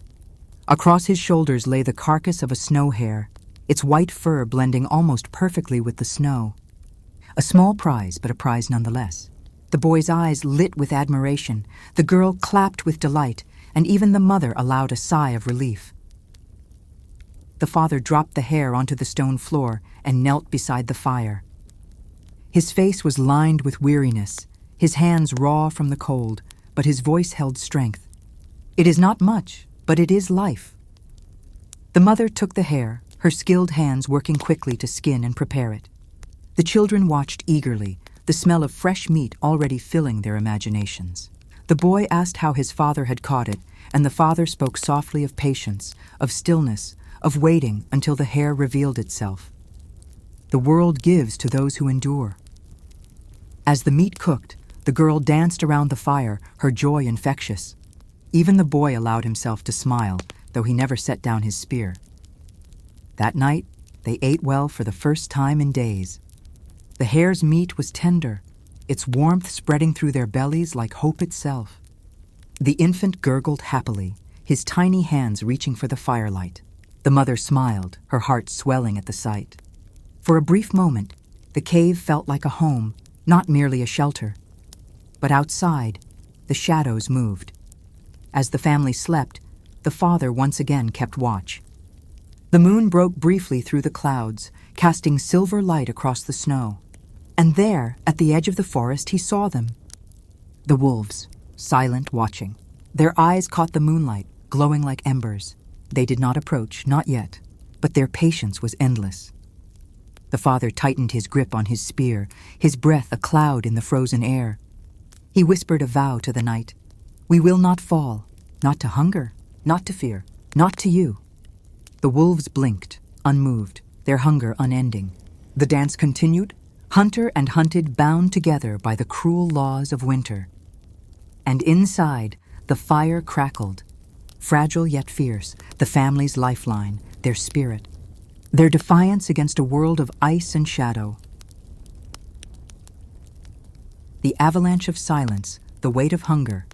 The days after the hare were a fragile reprieve. For the first time since the storm, the family had eaten with full bellies, their bodies warmed by both food and fire. The children had laughed, their voices filling the cave like sunlight, and for a moment it almost felt as though winter's cruelty had loosened its grip. But such moments never lasted long in a world carved by ice and shadow. The father knew it. Each morning he woke before the others, standing at the mouth of the cave, his breath curling in the frozen air, his eyes scanning the tree line. He searched for signs of game, for the faint tracks of elk or hare, for anything that might keep his family alive. But more often than not, he found only the fading marks of wolves. Their prints pressed deep into the snow, circling like a memory that would not die. The boy watched him closely now, trying to learn without asking too many questions. He mimicked the way his father crouched low, tracing lines in the snow with gloved fingers, reading the story written there. He practiced holding his spear the way his father did, his stance strong, his eyes sharp. But no matter how hard he tried, he could not hide his trembling when the wind carried the echo of a distant howl. The mother divided her time between tending the infant, who grew restless in the confinement of the cave, and stretching their supplies further than she thought possible. She boiled bones until they softened, turning them into broth. She ground dried nuts into paste to thicken their meals. She smoked even the smallest scraps of meat, wasting nothing. The girl helped her, eager to feel useful, though her small hands often fumbled, and her chatter sometimes drew a sharp glance from her weary mother. Still, her spirit was a spark, refusing to dim even in the bleakest hours. It was on the fourth morning, when the father prepared to leave for another hunt, that the world shifted. The sky had been unusually clear, the pale sun glinting off endless white. He had just stepped beyond the cave mouth when the air filled with a low, thunderous groan. The boy stiffened. "What is that?" The father froze, his instincts screaming. A sound he knew too well, mountain's voice, snow's fury. His eyes darted upward, and there he saw it, the heavy shelf of snow clinging to the slope above them, cracking, breaking, tumbling forward. "Avalanche!" he shouted, his voice cutting through the cave. The mother's heart seized. She clutched the infant to her chest, grabbing the girl with her free hand. The boy scrambled backward into the cave, his spear clattering to the ground. The father rushed in after them, shoving stones and furs aside to block what little he could. Then it came. The mountain roared, as if the world itself was collapsing. Snow thundered down, crashing against the rocks, consuming trees, burying everything in its path. The cave shook violently, dust and small stones raining from the ceiling. The family huddled together, their cries drowned by the deafening roar. The father wrapped his arms around them, shielding them with his body as the entrance filled with blinding white. And then, silence. The world outside was gone, buried beneath a wall of snow. The cave was dark, suffocating, their fragile lifeline to the outside world sealed. The girl sobbed, clinging to her mother. The infant wailed, his tiny cries muffled against her chest. The boy stared at the blocked entrance, horror in his eyes. "We are trapped." The father's face was grim, but his voice was steady. "No, we are alive. That is what matters." The mother swallowed her fear, nodding, forcing calm into her tone. "Your father is right. The snow will not hold us. We will endure." Hours passed in darkness. The fire flickered weakly, its smoke curling upward toward the narrow cracks left in the cave roof. The father tested the wall of snow at the entrance, striking it with his spear, digging at it with his hands, but it was packed too densely, heavy and unyielding. His palms bled from the effort, yet he did not stop. He could not stop. The boy joined him, clawing at the snow with small hands, ignoring the sting in his fingers. "We will dig together," he said through gritted teeth. The father did not tell him to stop. He simply nodded, pride mingling with fear. The mother kept the fire alive, feeding it with what little wood they had left. She sang softly to the infant, her voice trembling but determined. The girl clung to her, watching the shadows dance on the cave walls, whispering to the spirits she believed lived in the carvings. By the time night came, exhaustion weighed on them all. The father's hands were raw, the boy's eyes half-closed from fatigue, the mother's voice hoarse from singing. The snow wall remained unbroken. Hunger gnawed at them again. They ate sparingly, broth made from bones and the last scraps of hare meat. The girl asked if the wolves would come, and the father said no, his voice firm, though in his mind he knew the truth. Wolves could dig, wolves could wait. The second day was worse. The firewood dwindled. The air grew colder, heavier. The family's breath fogged in the darkness, and every cough of the infant sent panic into the mother's chest. The father and boy dug endlessly, their fingers numb, their bodies weak, but the snow wall seemed endless. On the third night, the father sat in silence, staring at the entrance. His body was broken with fatigue, his hands torn and swollen. The boy leaned against him, barely awake. The mother watched them both, her heart breaking at their silent suffering. Then, faintly, from beyond the snow, came a sound. A howl, low, drawn out, carrying through the night like a blade. The boy jolted upright, his eyes wide with terror. The girl whimpered, pressing herself into her mother's side. The infant cried, his wails echoing in the confined space. The father's face hardened. He rose to his feet, spear in hand, and pressed his ear to the wall of snow. More howls followed, closer this time, sharper. The wolves had found them. And as the fire burned low, casting long shadows against the stone, the family huddled together, the weight of hunger and fear pressing down on them. The avalanche had trapped them, but the wolves had not forgotten. Outside, the pack circled silently, their eyes gleaming in the moonlight. The father whispered, more to himself than to the others, "We will not break, not here, not now." But even as he said it, he felt the mountain and the wolves pressing against his resolve, testing the fragile flame of his family's survival. The night stretched long, heavy with silence and shadow, as the fire's light flickered weaker and weaker. And in that dim glow, the boy thought he saw shapes moving in the carvings on the wall, spirits of hunters, warriors, ancestors watching. Were they guardians or merely the illusions of a desperate mind? Only time and the coming dawn would tell. The breath of stone, the fight for light. The cave had become a tomb of silence. Days blurred into nights, nights into days, the only markers of time being the weakening fire and the gnawing in their bellies. The snow wall at the entrance loomed like an unbreakable prison, sealing them away from the world beyond. The father and boy dug until their hands bled, until their muscles shook with exhaustion, until they collapsed beside the embers of the fire, too weary to speak. Each morning they rose again, renewed not by rest, but by sheer will. They could not give up. They would not. The mother tended to the infant, whose cries had grown weaker, thinner. She wrapped him in every fur they had, pressing him against her chest, whispering lullabies that were as much for herself as for him. The girl clung to her mother, her wide eyes reflecting the flickering light of the fire. She no longer asked for food. Hunger had taught her silence. The cave air grew heavy, stale. Smoke from the fire clung to their lungs, making each breath harsh. The cracks in the roof let some air through, but not enough. The father noticed the dizziness, the way his head swam after hours by the fire. He knew they needed fresh air, and soon.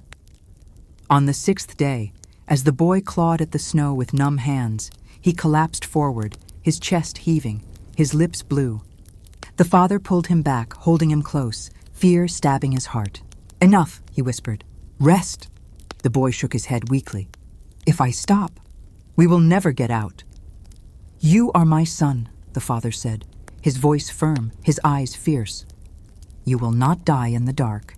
Do you understand?" The boy met his father's gaze, tears welling in his eyes. He nodded slowly, though his hands still twitched with the urge to dig. The mother watched them both, her face pale with worry. "You cannot dig forever. The mountain is stronger than you." The father turned to her, his jaw set. "Then I will become stronger than the mountain." That night, as the fire dwindled to embers, they heard it again. The howls, closer, sharper. The wolves prowled outside, their hunger unrelenting. The sound cut through the stone walls, through flesh and bone, burrowing into their hearts. The girl whimpered, pressing her hands to her ears. The infant stirred, crying weakly. The mother rocked him, her eyes fixed on the snow wall as though she could see through it. The father stood, spear in hand, his shadow long against the wall. He whispered, "They wait for us to weaken. They will not wait forever." The boy rose beside him, his legs trembling, but his voice steady. "Then we must not weaken." The father looked at him, pride and sorrow mingling in his eyes. He placed a hand on the boy's shoulder. "Your spirit is strong, stronger than mine was at your age." The boy's lips curved in the faintest smile. "Because I have you." The mother's voice cut through their quiet exchange. "If we do not leave soon, the fire will die. And so will we." Her words were not cruel, only true. The father knew it. He knelt by the embers, feeding them the last scraps of wood, watching the flames rise weakly, their light thin and fragile. He thought of all the hunts, the storms, the nights spent beneath open skies. He thought of his father, long gone, who had taught him to listen to the earth, to respect its fury and its gifts. And then an idea sparked. He rose suddenly, his eyes sharp, his movements purposeful. He searched the cave walls, running his hands along the stone, pressing against weak points, listening. The boy watched him, confused. "What are you doing?" "Stone is older than snow," the father replied. "Stone remembers paths." At last, his hands found a fissure near the back of the cave, a crack where the stone had shifted long ago. Cold air seeped faintly through it, not much, but enough to stir hope. The father struck the crack with his spear, chipping stone, widening the gap. The boy joined him, hammering with a rock, their blows echoing in the darkness. Chips of stone flew, dust stung their throats, but they did not stop. The mother watched, her heart pounding. "If the cave collapses—" "Then it collapses," the father interrupted, his voice raw. "Better to fight for the sky than suffocate in silence." Hours passed. Their hands bled anew, their arms shook, but slowly the fissure widened. A sliver of light pierced the darkness, faint, distant, but real. The boy gasped, tears streaking his dirt-stained cheeks. "Light!" The girl scrambled closer, her small fingers reaching toward the glow. "The sky!" she whispered, her voice trembling with wonder. The mother clutched the infant to her chest, her eyes filling with tears. Hope, fragile and trembling, bloomed again. But the opening was narrow, too small for more than a child to pass. The father struck harder, desperate to widen it, but the stone resisted. Time was slipping, the fire was dying. The wolves howled louder. At last, the father turned to the boy. His face was stern, but his eyes shone with fierce love. "You must go first. Crawl through. Find the way. Bring us light." The boy's heart pounded. Fear surged through him. Fear of leaving, of failing, of facing the unknown beyond the stone. But he saw his father's eyes, steady and unyielding, and he nodded. "I will go." The mother pressed a kiss to his forehead, whispering a prayer. The girl hugged him tightly, tears streaming down her cheeks. The infant reached for him with tiny hands, babbling softly. The boy crawled toward the opening, his body trembling with both fear and determination. He squeezed through the narrow gap, the stone scraping his skin, his breath ragged.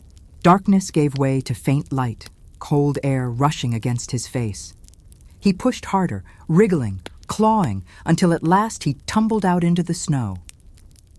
The world beyond was blinding after days in darkness. The boy lay gasping, his chest heaving, snow clinging to his skin. He lifted his head and froze. The forest stretched before him, silent, vast, and white. The sky above was gray, heavy with snow, and there, not far away, stood the wolves. Their eyes glowed, their bodies tense, their breaths steaming in the cold air. They had been waiting. The boy's heart thundered, but he did not run.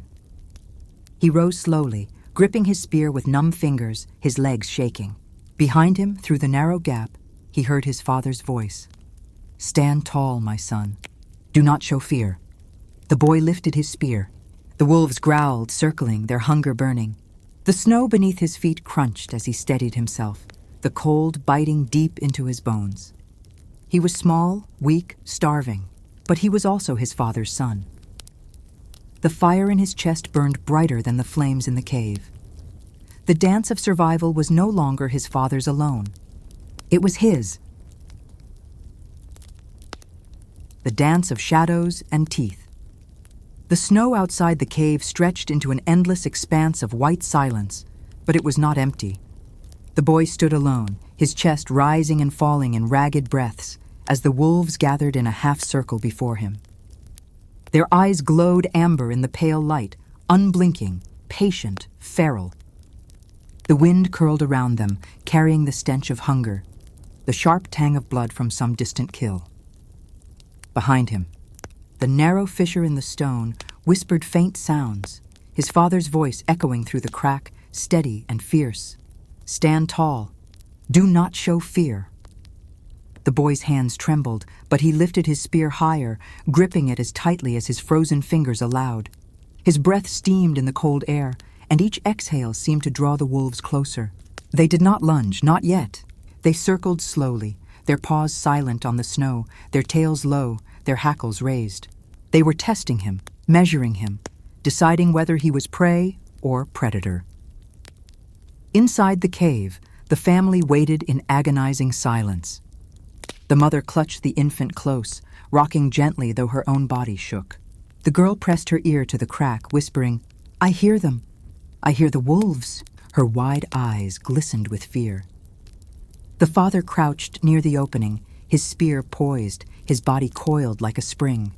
Every muscle ached to break through and stand beside his son, but he knew the gap was too narrow. If he tried to force his way now, he would block the boys' retreat, trapping them all. He had to trust his son. That trust was harder than any battle. Outside, the boy shifted his weight, mimicking the stance his father had taught him.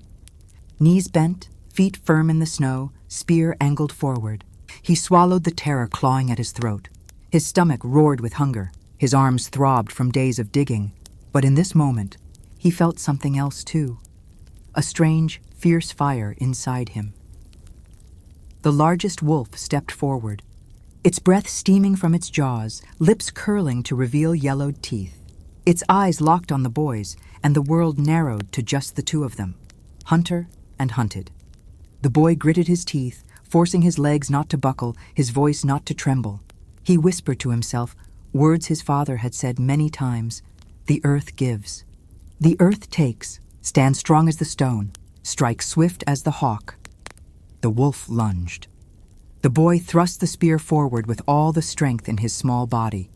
The sharp tip grazed the wolf's shoulder, slicing fur and skin. The beast yelped and pulled back, circling again. Blood dripped in the snow, dark, steaming, a mark of defiance. Inside the cave, the girl gasped. The father's eyes widened with both pride and dread. He whispered hoarsely through the crack, "Again, my son, again!" The wolves regrouped, snarling, their growls vibrating through the frozen air. They had tasted resistance, and it only sharpened their hunger. The boy adjusted his stance, panting, his arms aching. His legs trembled, but his spirit did not waver. He raised the spear again. The second wolf darted in from the side, teeth snapping. The boy swung wildly, the spear glancing off its muzzle. Pain erupted in his arm as the wolf's jaws grazed him, tearing cloth and skin. He stumbled, the snow soaking with blood. His vision blurred, his body screamed in pain, but his mind screamed louder, "Stand! Stand! Stand!" He roared, a sound that surprised even himself. It was not the voice of a starving boy, but of something older, wilder, echoing from the marrow of his bones. The wolves hesitated, just for a breath. That hesitation saved him. The boy lunged, driving the spear deep into the side of the wolf before him. The beast yelped in agony, thrashing, snapping at the shaft. Blood sprayed across the snow, hot and dark. The boy clung to the spear, driving it deeper, until at last the wolf staggered back, collapsing into the whiteness. Silence fell for a heartbeat. Inside, the mother pressed her hand to her mouth, tears streaming. The girl whispered, He did it." The infant whimpered softly, as if sensing the storm outside. The father's eyes burned. His son had drawn first blood. His son had killed. But the battle was not over. The remaining wolves snarled, their fury boiling over. They lunged together this time, shadows and teeth in unison. The boy barely had time to wrench the spear free before they were upon him. He struck one, grazing its flank, but the other knocked him off balance. He fell hard, snow blasting into his face, spear slipping from his hands. Claws raked across his arm, jaws snapped inches from his throat. Inside the cave, the father's control broke. With a roar that shook the stone walls, he shoved at the fissure, slamming his shoulder into the gap. The stone cut into his flesh, but he did not care. He pushed, clawed, tore at the opening, desperate to reach his son. "Hold on," he bellowed. "Hold on, my son!" The boy's vision filled with fur, teeth, and blood. Pain seared through him as the wolf's weight bore down. He clawed blindly at the snow, fingers searching, until they closed around the shaft of his spear. With a final surge of strength, he rammed it upward, straight into the wolf's chest. The beast convulsed, choking, its weight crushing him before it collapsed lifeless into the snow.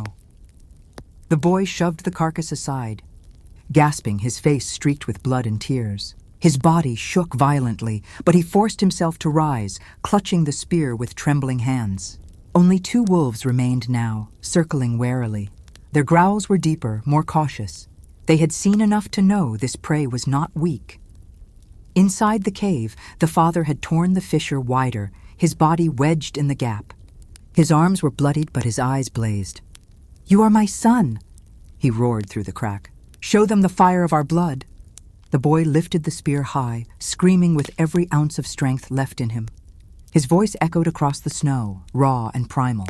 The wolves paused, their ears flicking, their tails twitching. Something had shifted. The boy no longer stood as prey. He stood as predator. The wolves growled uncertain. One barked sharply, snapping its jaws, but did not advance. The boy stepped forward, spear leveled, his breath coming in ragged bursts. He staggered, bled, trembled, but his spirit towered above the storm. At last, the largest of the 2 gave a sharp whine and turned. The other followed. Together they vanished into the trees, their shadows melting into the endless white. Silence returned.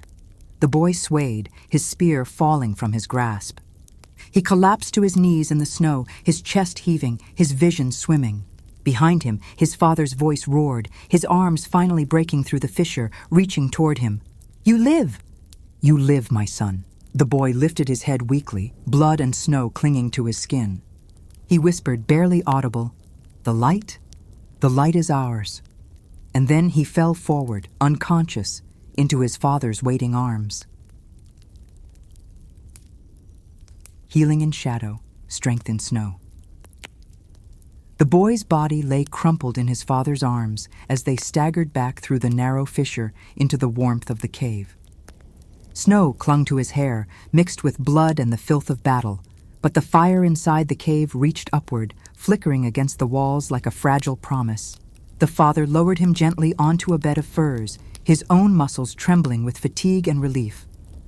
The mother rushed forward, her arms scooping the infant to her chest before she turned to her son. Her hands moved quickly, removing wet clothes, examining cuts and bruises, pressing furs to stop the bleeding. Her voice was low and steady, a lifeline threading through the panic that threatened to consume the cave. "You are alive," she whispered, over and over, though each word rang with urgency. The girl knelt beside them, helping as best as her small hands could. She fetched water from the heated pot, brought clean cloths, and whispered encouragements her mother repeated. She had not understood fully what it meant to face wolves, but now she did. Danger was not a story. It was flesh and claw and teeth. The father worked alongside them, binding wounds with strips of cloth and sinew, using cold water sparingly to clean cuts without shocking the boy's body. Every motion was deliberate, careful, but swift. He pressed a hand to his son's shoulder. "Breathe. Hold on." The boy's eyes fluttered, barely open. He whispered, his voice raw and broken. I fought." "Yes," the father replied, voice trembling with pride and fear. "You fought and you lived. That is all that matters." The mother kissed his forehead, tears falling onto the pale skin of his face. "Your courage has kept us alive," she said softly. "But you must rest now. We will care for you." The night stretched on. The fire burned steadily as they worked tirelessly, using every resource the cave offered. They boiled snow for water, softened meat into broth, and layered furs beneath and above the boy to stave off the cold. The mother murmured prayers to the unseen spirits that lingered in the carvings on the walls. The father monitored the fissure, listening for the wolves, watching for the shifting shadows of the mountain. The girl curled near her brother, stroking his hair, whispering encouragements in a voice trembling with both awe and fear. The boy's breathing steadied as the hours passed, though his arms were sore, his body stiff. The family worked as one, each action a silent vow that none would fall alone. By morning, the boy's eyes opened fully. Weak but alive, he blinked against the glow of the fire. His mother handed him broth, small sips at first, then more. The father whispered lessons once more, reminding him how to hold the spear, how to read the snow, how to anticipate danger. The boy listened, still aching, but absorbing every word like a lifeline. Outside, the world was blanketed in new snow. The mountain seemed both beautiful and cruel, a vast white expanse that held life and death in equal measure. The wolves had retreated, but their presence lingered. The family knew they could not remain idle. Survival depended on strength, on cunning, and on unity. Over the next days, the family adjusted. The father taught the boy new hunting techniques, moving silently through the snow, tracking prey without revealing their own path. The mother instructed the girl in food preservation, smoking meat, storing nuts, rationing supplies. They reinforced the cave, widening the fissure into a narrow doorway to allow controlled access to the outside, ensuring air circulation without exposing them to the wolves. The boy ventured further each day, still accompanied by his father. He learned to feel the snow beneath his feet, to hear the slightest crack of ice, to read the tracks of prey and predators alike. He grew stronger, more confident, though each step reminded him of the fragility of life in this frozen wilderness. The girl explored alongside her mother, learning how to tend the fire, how to melt snow efficiently, and how to prepare food in ways that stretched every ounce of supply. She carried water, rearranged furs for insulation, and whispered stories to the infant, teaching him even at this early age about courage and family. Together, the family formed a rhythm, a cycle of survival that balanced vigilance, care, and the ever-present dance with danger. The wolves remained a looming threat, their shadows moving silently through the forest. Avalanche debris from earlier storms still blocked some paths, forcing the family to adapt, to find new ways of moving through their environment, new strategies for hunting and foraging. One day, as the father and son ventured further than before, tracking a herd of deer through a valley hidden by snowdrifts, the boy paused. He knelt in the snow, fingers brushing over fresh tracks. "Father," he whispered, "they have passed recently, and not just one, many." The father crouched beside him, eyes narrowing. "The herd moves fast. We must be patient, silent, move like the wind, strike like the hawk." Hours passed as they stalked their prey, careful not to leave their own scent or any trace of movement. The boy followed each instruction, the lessons of survival hard-earned in the past weeks crystallizing into instinct. When the moment came, the father signaled, and they struck. Spears flew, the deer struggled, and at last, a kill provided nourishment not only for themselves, but for the family left behind in the cave. Returning with the prey, they found the mother and girl waiting at the widened fissure, eyes bright with anticipation. The girl ran to carry the meat. The mother cradled the infant, murmuring thanks to whatever spirits listened, and the boy felt a surge of pride. He had contributed, not just survived. He had helped sustain life. Night fell once more, and the fire burned brighter than before, tended with care. The family sat close, sharing the meal, each bite a testament to endurance, unity, and courage. Outside, the wolves prowled silently, aware that their prey had grown clever, cautious, and strong. For the first time in weeks, the cave felt like a true home, a sanctuary forged not just of stone and snow, but of blood, sweat, and shared struggle. And though the mountain loomed large and merciless outside, the family knew one truth: together, they could endure anything. The boy, cleaned and bandaged, sat beside the fire, spooning broth into his mouth, his father's hand resting on his shoulder. The mother smiled at both of them, eyes soft but resolute. The girl hummed a quiet tune, the infant cooing in response. Shadows of the past week lingered in the flickering light, but hope now threaded through every heartbeat, every breath. Outside, the wolves howled once more, a reminder of the world beyond. But inside, warmth, life, and courage burned brightly, a fire that no snow, no storm, and no predator could extinguish. Into the white, the hunt for life. Morning light pierced through the fissure, weak but persistent. The snow outside glimmered with the freshness of a new day, untouched yet harsh, a world both beautiful and merciless. The family gathered inside the cave, preparing themselves for the first deliberate venture beyond their confined sanctuary. The boy, now stronger after healing, flexed his fingers, gripping his spear tightly. The father checked the edge, sharpening it against a stone, while the mother bundled provisions carefully, layering furs around the infant. The girl's eyes sparkled with a mixture of fear and excitement. She had never stepped far beyond the cave, never truly seen the forest alive and wild in the bitter cold of winter. Today they would venture into it, not for survival alone, but to reclaim some measure of control over the land that had tested them so fiercely. The father spoke, his voice low, steady and commanding, echoing against the stone walls. "We leave together. Watch the boy. He has grown but still learns. Watch the girl. She is small but attentive. And I will watch all of you and the land beyond. Today we take what we need and we test the world outside." Snow crunched beneath their feet as they exited the cave. Every breath fogged the cold air in thick clouds. Their furs insulated them, but the bite of the wind was relentless. The father led the way, scanning the horizon, eyes sharp for both prey and predators. The boy followed closely, spear poised, muscles tense, alert to every whisper in the snow-laden forest.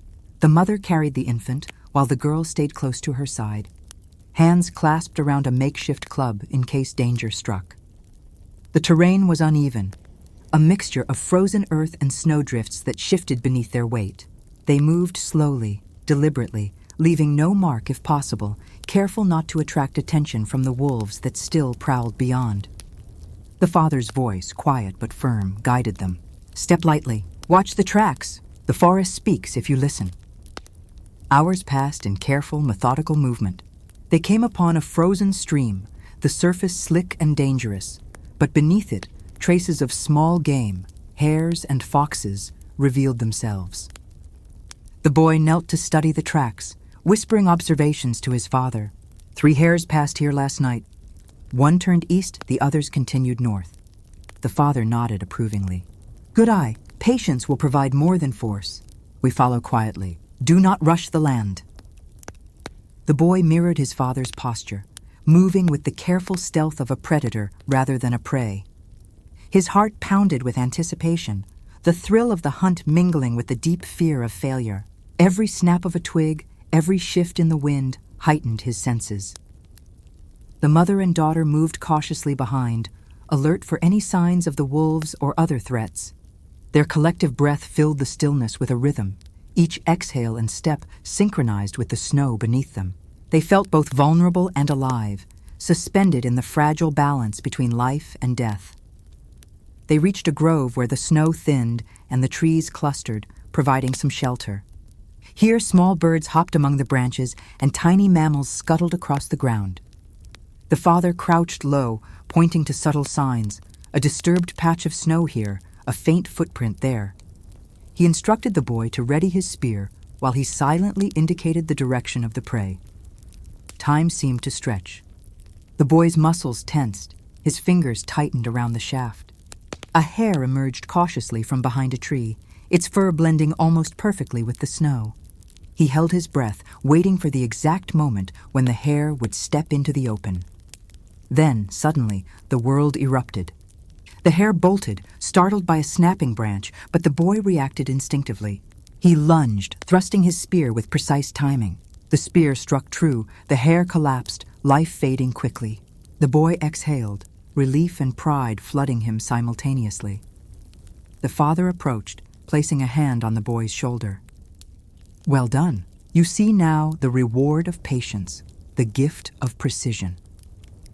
The mother cleaned the hare and prepared it for cooking, showing the daughter how to remove the fur carefully and preserve every edible part. The infant watched from the sling, cooing softly, sensing the victory in the air. But the forest was not forgiving.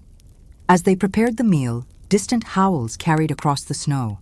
The wolves were near, drawn by the scent of blood.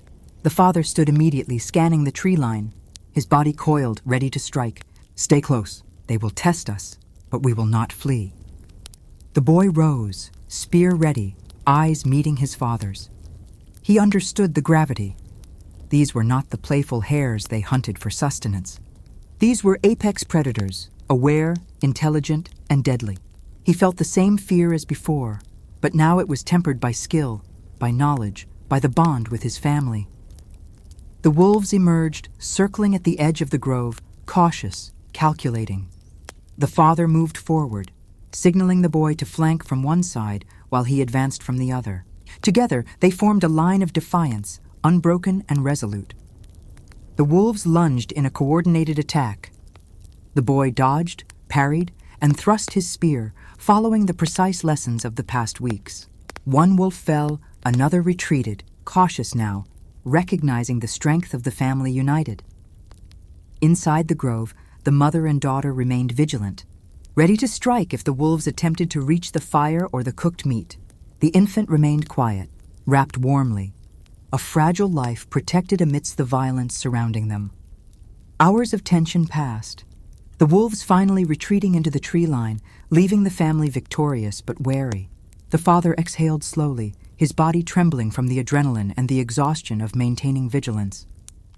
"The forest respects strength," he said softly, "and the bond between those who fight together." The boy, flushed with both triumph and fatigue, sank to his knees, breathing heavily. He had tasted both victory and the raw, unforgiving reality of the wild. The father placed a hand over his heart. "Remember this feeling. Remember the weight of responsibility and the power of courage." The mother and daughter prepared the evening meal from the hare, savoring each bite, conscious of the effort required to provide for their survival. The fire burned steadily, illuminating their faces, their strength, and the fragile hope that had kept them alive through storms, wolves, and avalanches. As night fell, the family gathered in a circle around the fire.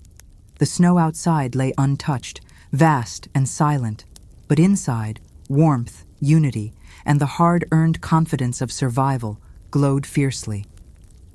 They had ventured beyond the cave, faced the forest, and returned not only alive, but strengthened by experience.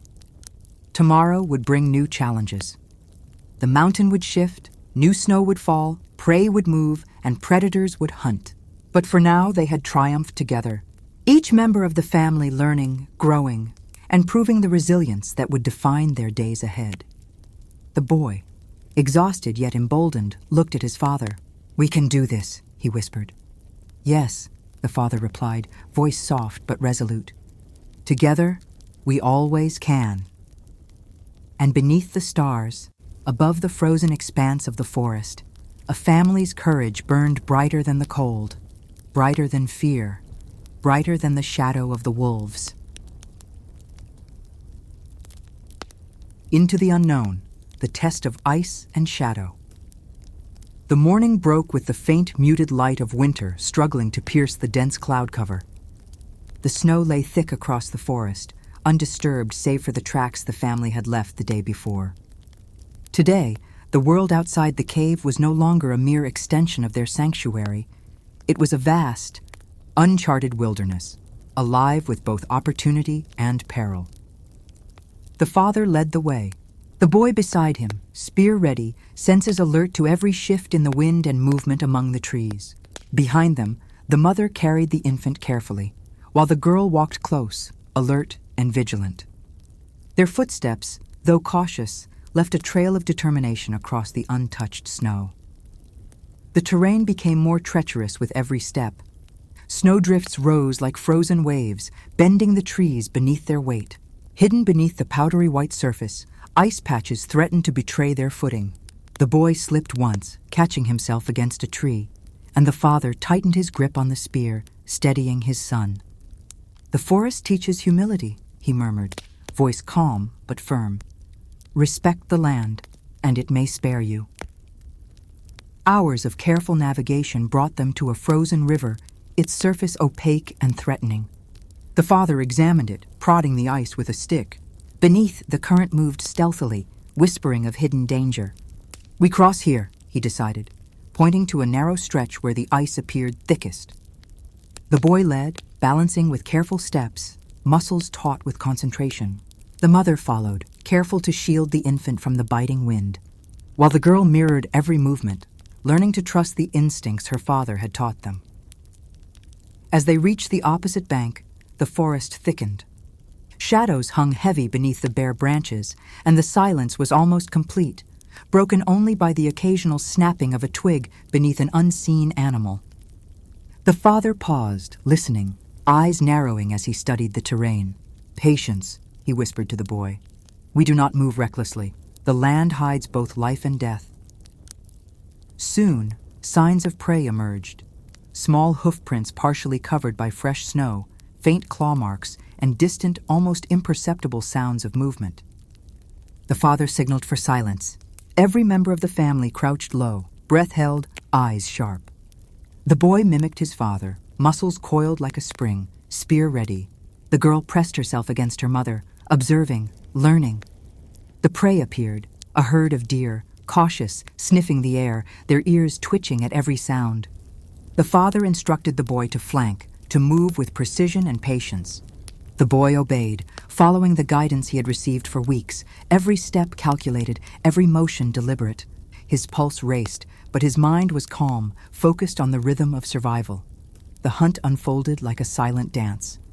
Spears flew, the deer struggled, and at last the family secured sustenance. They worked together, ensuring nothing was wasted. The mother processed the meat, the girl assisted, and the boy helped carry what they could manage back to their temporary shelter. Every movement reinforced their bond, their interdependence, and the vital importance of coordination in the wilderness. But the forest held other dangers. As they navigated back through the trees, distant growls echoed, unmistakable and chilling. Wolves. Not the same pack as before, but equally dangerous, equally cunning. The father's eyes hardened. "Stay together," he instructed, voice low but commanding. "We cannot afford to be separated." The boy gripped his spear tightly, muscles tense, ready for confrontation. The mother positioned herself to shield the infant, while the girl clutched a small, sharpened stick, her resolve firm despite the fear gnawing at her. The forest seemed to close in around them, the snow muffling their footsteps, yet amplifying the shadows. Hours stretched into the afternoon. The wolves trailed at a distance, testing, observing. The father taught the boy to interpret their behavior, to anticipate their movements, and to recognize the subtle signs of danger. The boy's awareness sharpened, instincts honed by necessity and practice. He began to understand the delicate balance of life and death in this frozen wilderness, where one misstep could spell disaster. By evening, the family found a narrow ravine, sheltered from the wind, where they could build a fire and rest. The father and boy gathered wood, careful to avoid attracting attention, while the mother prepared the infant for sleep and the girl arranged furs for insulation. The fire, once lit, cast long shadows, illuminating the raw determination etched on their faces. The wolves howled in the distance, a constant reminder of the vigilance required, but the family remained focused, reinforcing their temporary camp, rationing provisions, and sharing what little warmth they could conjure. The father taught the boy to make simple traps and snares, to recognize edible plants, and to move silently through the snow, lessons that would prove vital in the days to come. Night descended, and the cold intensified. Frost formed along the edges of their shelter, crystallizing on furs and tools. The infant shivered, and the mother wrapped him tightly, whispering soothing words. The girl nestled beside her, eyes wide with wonder and fear. The boy, seated beside the father, listened intently to the stories of survival, absorbing every nuance, every detail, knowing that knowledge was their shield as much as any spear or fire. The forest was alive with unseen eyes, and every sound held potential danger. Yet, within this fragile sanctuary of snow and shadow, the family found strength in unity. They had faced wolves, avalanches, and the merciless cold. They had learned to rely on each other, to communicate without words, to act as a single organism in the harshest environment imaginable. As the night wore on, the father spoke quietly, more to himself than to the others. We have survived because we are together. But the mountain will continue to test us. The snow will shift, the prey will move, and predators will always be near. We must grow stronger, smarter, and unbreakable in spirit. The boy nodded, understanding the weight of responsibility now resting on his shoulders. The girl pressed her head against the mother's side, while the infant slept peacefully, oblivious to the perils outside. Together they formed a circle of resilience, a fragile but formidable bastion against the relentless wilderness. By dawn, the family prepared to move again, deeper into the forest, where opportunities and dangers awaited in equal measure. The boy's spear was sharpened, his mind alert. The father's eyes scanned the horizon, calculating, teaching, protecting. The mother balanced care with caution, and the girl absorbed every lesson, every glance, every movement. They were no longer merely survivors. They were becoming masters of the land, students of the frozen wilderness, united in purpose, courage, and the unyielding will to live. The forest, silent and white, watched them as they disappeared among the trees. Their journey far from over, the test of ice and shadow only beginning. Through the deep forest, the test of unity. The morning air was sharp, cutting through furs and scarves with the crispness only a mountain forest in the dead of winter could offer. The snow-covered canopy above shivered as the wind brushed through, carrying a distant echo of unseen predators. The family stepped carefully, each movement measured, silent, and deliberate. The boy led with a sharpened spear, eyes scanning every shadow, every faint movement among the trunks of frost-laden trees. The father followed closely, his senses tuned to the whispers of the forest. Every fallen branch, every subtle crunch beneath their feet told a story.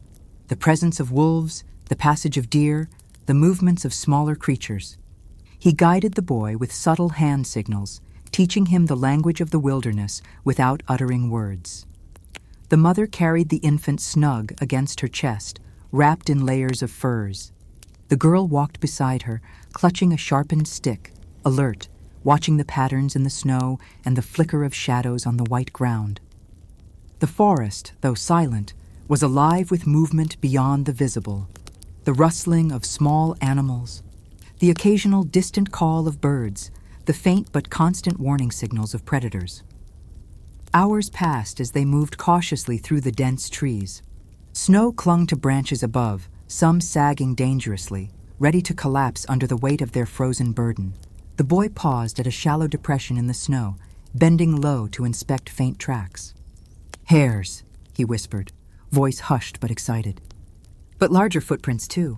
Wolves, maybe more than one pack. The father crouched beside him, eyes narrowing. Good observation. Remember, movement is as important as caution. We are learning to read the forest, not just walk through it. See what it offers and respect what it hides. The boy nodded, absorbing every detail. His muscles ached from days of survival, but a sharp focus sharpened his reflexes. Every snap of a twig, every shift in the snow demanded attention. They were no longer novices. They were becoming students of the wild, trained by circumstance, necessity, and the relentless lessons of frost and shadow. As they moved further, the landscape began to change. Trees grew larger, older, and closer together. The snow deepened, reaching mid-thigh, forcing them to lift their legs higher with each step. Cold seeped through their furs despite the careful layering, and every breath burned their lungs like icy fire. The father adjusted the boy's hood and tightened the bindings on his boots. "Do not let the cold slow your mind," he warned. "It can kill faster than any predator." The family paused near a small clearing, where a frozen stream wound through the snow like a silver ribbon. The father examined the ice, noting that some sections were fragile, threatening to collapse under weight. The boy observed, learning how to interpret the ice's subtle cracks and discolorations, understanding which areas could support them and which could betray them. Suddenly, the faint crunch of snow reached their ears, a sound subtle, but unmistakable. Predators. The father raised a hand, freezing them in place. The mother instinctively drew the infant closer, while the girl pressed herself low, peering through the snow-laden bushes. Two wolves emerged, cautious, circling the edge of the clearing. Their amber eyes gleamed, reflecting the weak sunlight that filtered through the gray sky. The boy's heart raced, but he remembered the lessons from prior encounters. He steadied his spear, muscles taut, ready to act only when necessary. The father whispered almost inaudibly, "We do not provoke unless we must. Observe, understand, and strike only if survival demands."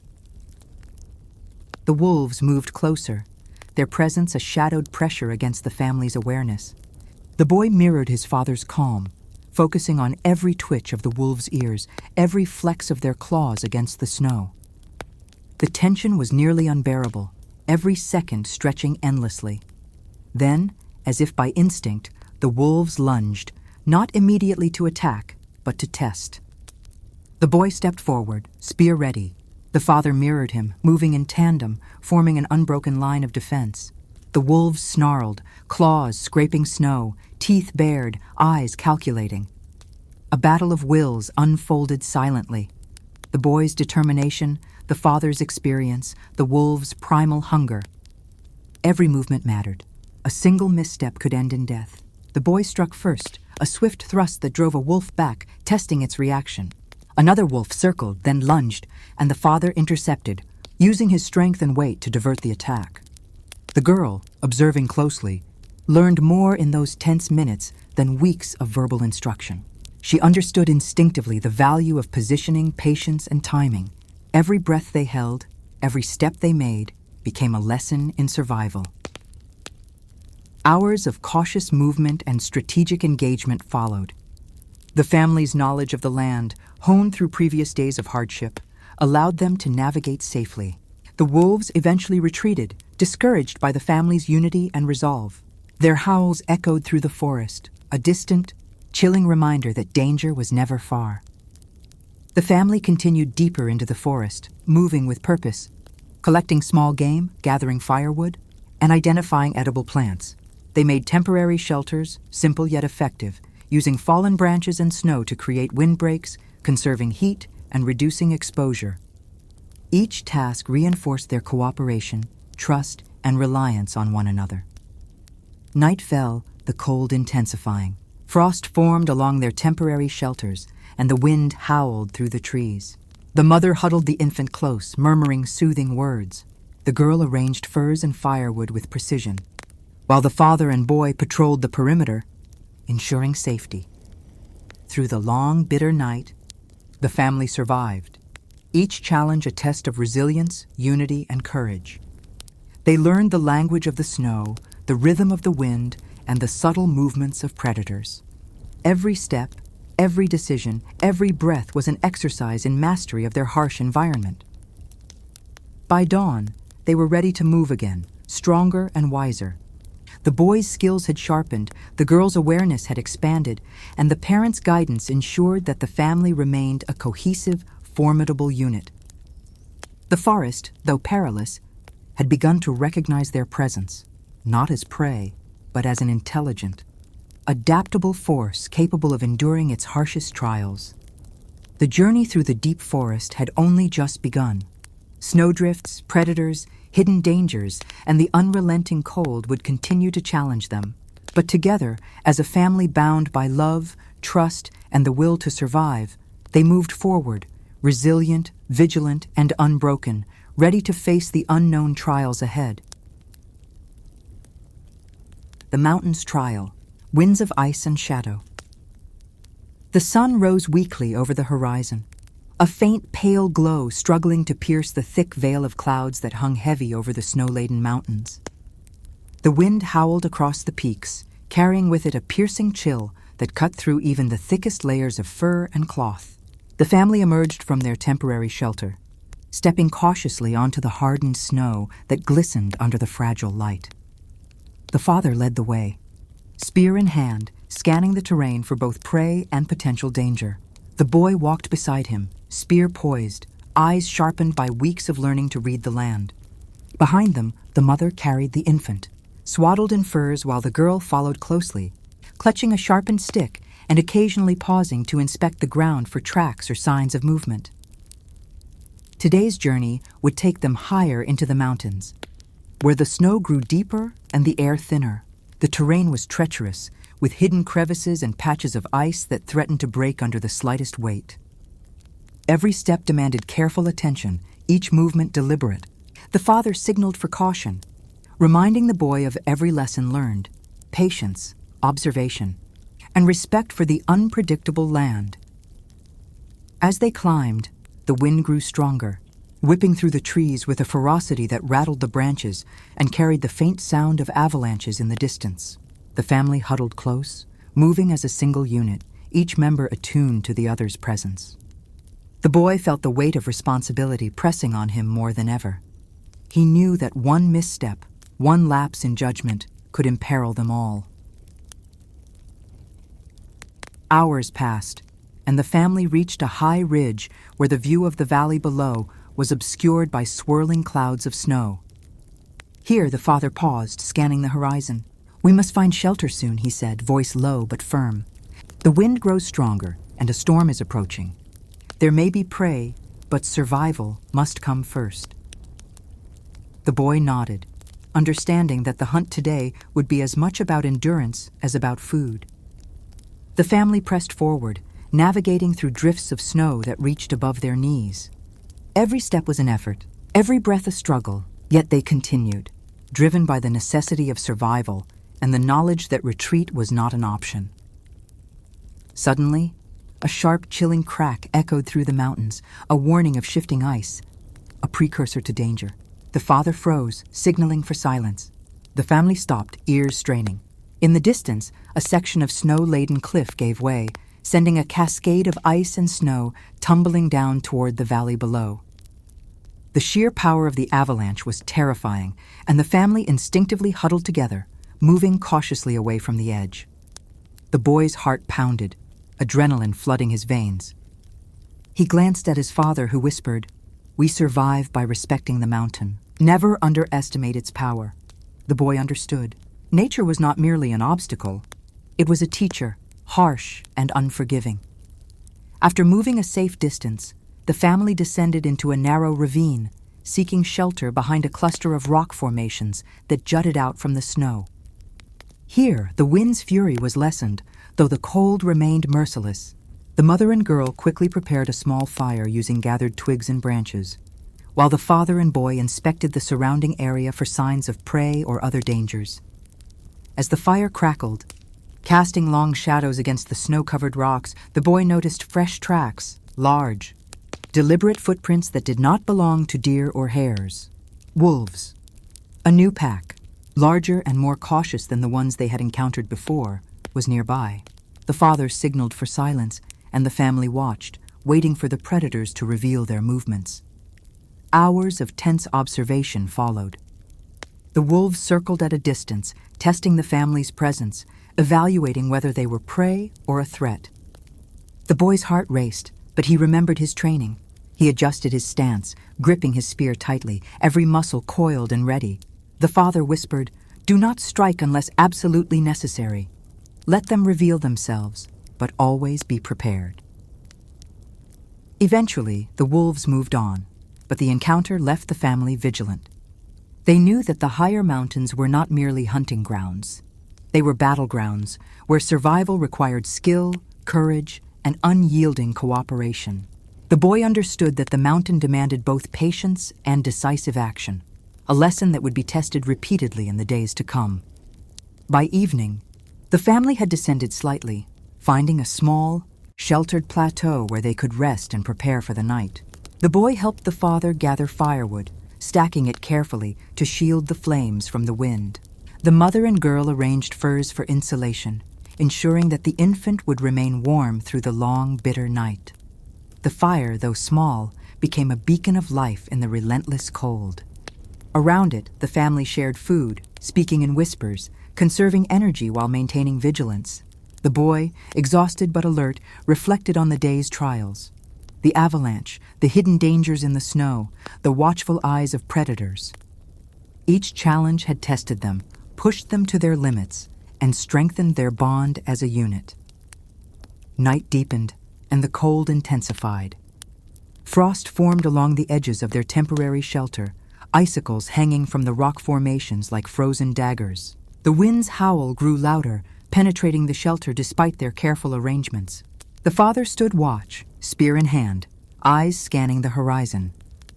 The boy joined him, learning to observe, to anticipate, and to act with precision.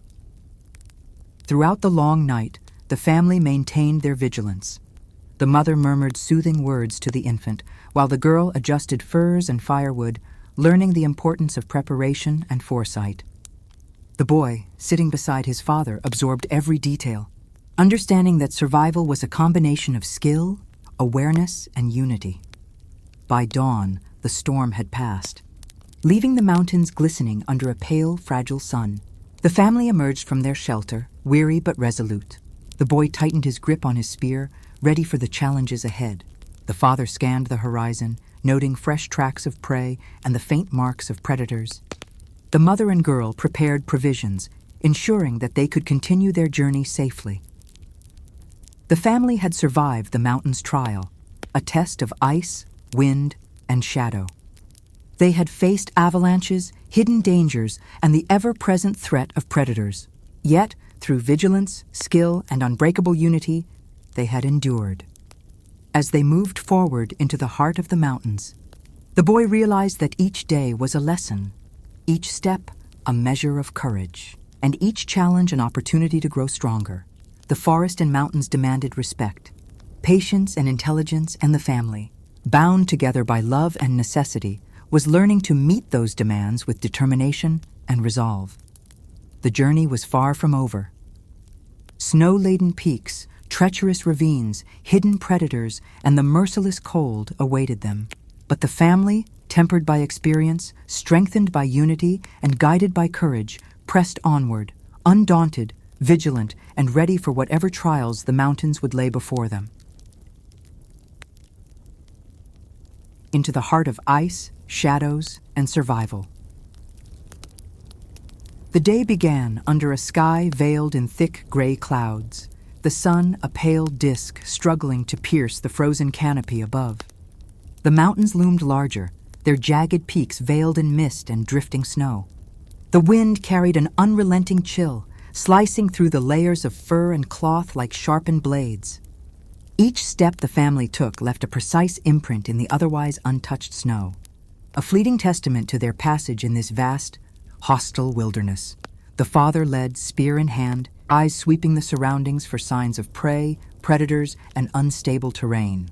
Beside him, the boy mirrored every movement, muscles taut, senses heightened, heart pounding with the dual thrill of adventure and the weight of responsibility. The mother, with the infant securely swaddled, followed closely while the girl observed each step, her small hands gripping her stick tightly, absorbing lessons in silence and vigilance. The forest here was unlike any they had traversed before. Trees grew gnarled and twisted, their branches burdened with heavy layers of ice. The snow underfoot was deep, soft, and treacherous, hiding frozen streams and sudden drops that could swallow the unwary in an instant. Every footfall required calculation. Every breath of wind carried the whisper of unseen dangers. Hours into their journey, the family paused at a narrow ridge. The father crouched low, scanning the snow for tracks. A series of small, delicate imprints indicated hairs, while larger, more deliberate prints suggested the presence of wolves or other predators. He motioned for silence. The boy bent low, tracing the patterns in the snow with a gloved hand. "The wolves have moved west," he whispered, "but fresh tracks show they are near." The father nodded approvingly. "Good observation. The forest teaches those who watch closely. Remember, movement is survival. Silence is your shield." They continued, threading through the frozen trees, careful to step only where the snow was firm, testing each branch before resting weight upon it. The wind intensified, carrying with it fine particles of ice that stung exposed skin and blurred vision. The boy pulled his hood tighter, shivering against the cold but pressing onward. driven by the necessity of survival and the lessons of the past weeks. By mid-afternoon, they reached a frozen creek, the ice thick but uneven, hiding swift currents beneath. The father tested the ice meticulously before stepping forward. "Follow carefully," he instructed, hand signals guiding the boy across first, testing each step. One miscalculation could plunge them into the icy water below. The mother and girl crossed slowly, keeping the infant high and secure, every movement deliberate, precise, and coordinated. Once across, the forest grew denser, the canopy above blocking much of the light, casting long, jagged shadows on the snow below. Sounds were muted here. Even the wind seemed to hesitate among the thick trees. Every snap of a branch, every distant rustle carried the weight of danger. The father motioned for the boy to crouch and advance, teaching him to interpret the faintest signs of prey or predator movement. They soon encountered a small clearing, where a herd of deer grazed cautiously, unaware of the observers hidden among the trees. The father instructed the boy in careful stalking techniques, whispering guidance on timing, positioning, and the subtle movements required to strike successfully. The boy's pulse raced. Every step, every shift in weight could alert the deer to their presence. With a coordinated strike, they captured 2 deer, securing the meat for sustenance. The mother and girl prepared the carcasses quickly, preserving them against the cold and potential scavengers. The infant watched, cooing softly, unaware of the precariousness of life outside the cave. But the forest's dangers were far from over. As they moved to set temporary camp, a sudden tremor shook the snow beneath their feet. Above, a cascade of ice from a frozen cliffside crashed to the ground nearby, sending clouds of powdery snow into the air. The father reacted immediately, gathering the family and moving them to a sheltered nook between rock formations. The boy, heart racing, realized the precariousness of every moment in this untamed wilderness. Night fell, and the cold intensified, the wind howling through the branches like a living creature. The family huddled together, building a small fire in a shallow depression shielded by rocks. The mother wrapped the infant, while the girl arranged furs and firewood. The father and boy took turns standing watch, eyes scanning the horizon for the faint glint of predator eyes or the subtle movement of the snow. Throughout the night, the storm outside raged, testing their endurance and their unity. Snow accumulated, threatening to bury the small fire, and the wind's fury battered their temporary shelter. The family relied on every lesson learned: preparation, observation, coordination, and calm under pressure to survive the relentless assault of the mountain. By dawn, the storm had passed. Snow covered every surface, transforming the forest into an endless white expanse. The father led the family onward, deeper into uncharted territory, navigating hidden ravines, fragile ice patches, and dense stands of frozen trees. The boy, now attuned to the rhythm of the forest, anticipated the challenges ahead, moving with the precision and confidence of one who had learned the forest's language. They found a narrow valley, sheltered from the wind, with traces of small game and the faint markings of larger predators. The father motioned for the boy to examine the tracks. Together, they planned a route for hunting and exploration, coordinating movement to maximize safety and efficiency. The mother and girl prepared a cache of food and supplies, ensuring the infant would remain secure. The family pressed forward, the boy and father scouting ahead, the mother and girl following closely, all of them learning, adapting, and relying on one another. Every step was an exercise in vigilance, patience, and courage. Every challenge, whether predator, avalanche, or hidden ice, was a test of their unity and survival instincts. By evening, they reached a small ridge overlooking a frozen valley below. The view was breathtaking yet dangerous: steep cliffs, hidden ice flows, and the faint outlines of predators moving in the distance. The father spoke quietly, voice carrying both authority and reassurance. "This is a new test," he said. "Every choice we make matters. Together, we will endure. Apart, we would fall." The boy, exhausted but resolute, nodded, understanding that survival was as much about the bond of family as about skill and courage.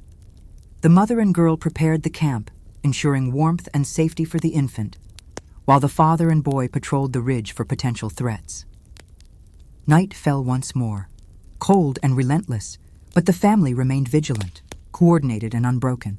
The mountains, forests, and predators had tested them repeatedly, yet they had endured through unity, skill, and courage. Each day strengthened them, each challenge honed their instincts, and each night reinforced the unbreakable bond that held them together against the unforgiving wilderness. As the stars appeared faintly through the icy clouds, the boy realized the journey ahead would demand everything they had learned and more. Yet with the family united, skilled, and resolute, they would continue, undaunted, vigilant, and prepared for whatever trials the mountains, the forest, and the ice would lay before them. Peaks of peril, the trials of frost and shadows. The morning light barely penetrated the thick, rolling clouds that clung stubbornly to the mountain peaks. Snow swirled in thin, icy eddies, dancing over jagged rocks and frozen ledges. The family, weary yet determined, moved steadily forward, each step measured, every breath calculated against the biting cold. Their furs, layered meticulously, offered only partial defense against the relentless wind, which screamed across the peaks like a living, vengeful creature. The father led with unwavering focus, eyes scanning the terrain for threats and signs of life. The boy, following closely, had become a shadow of his father in movement and instinct, muscles taut, senses honed by weeks of survival in the unforgiving wilderness. Every snap of ice beneath a foot, every faint murmur of wind through branches or cracks, commanded attention. The mother carried the infant, swaddled and insulated against the cruel air, while the girl stayed close, holding a sharpened stick tightly, eyes wide with vigilance. She had learned much from observation and whispered guidance, her understanding of the land growing with every day spent beyond the cave. The terrain grew increasingly treacherous. The snow, now deep and unbroken, threatened to swallow them at each step. Hidden ice, fragile and deceptive, concealed rushing streams and sudden drops that could break a body in an instant. Each movement demanded patience, precision, and attention to the land's subtle cues. The father signaled often, communicating with the boy through subtle gestures and nods, teaching him the unspoken language of the mountains. Hours passed, the cold seeping into their bones despite the layers of fur. They paused near a high ridge to survey the path ahead.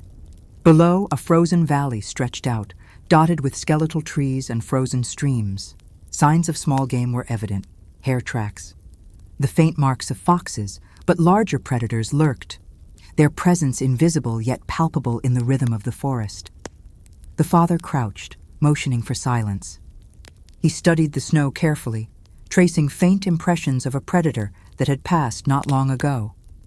Wolves, perhaps more than one pack, he whispered. They are testing the land as we do. Observe them and learn. The boy knelt beside him, tracing the tracks with gloved fingers. They moved west, he whispered, voice tense. But fresh marks lead south toward the cliffs. The father nodded, approval in his eyes. Good observation. Never forget, the forest, the mountain, they speak if you are patient enough to listen. And patience is the difference between life and death. As they proceeded, the wind rose, fierce and unyielding, carrying with it fine shards of ice that stung exposed skin. The snow drifts deepened, sometimes reaching above their knees, forcing them to lift their legs with effort. The boy's muscles burned, but he pressed onward, driven by instinct, training, and necessity. By afternoon, they reached a small plateau, offering brief respite from the wind. Here, they could see distant peaks rising sharply, cloaked in mist and frost, hinting at the dangers that lay ahead.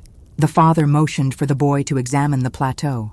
Tiny animals had left subtle traces, burrows beneath the snow, faint claw marks, and the faint drag of fur across ice. These signs meant food, but also risk. Every opportunity carried peril. The family divided duties.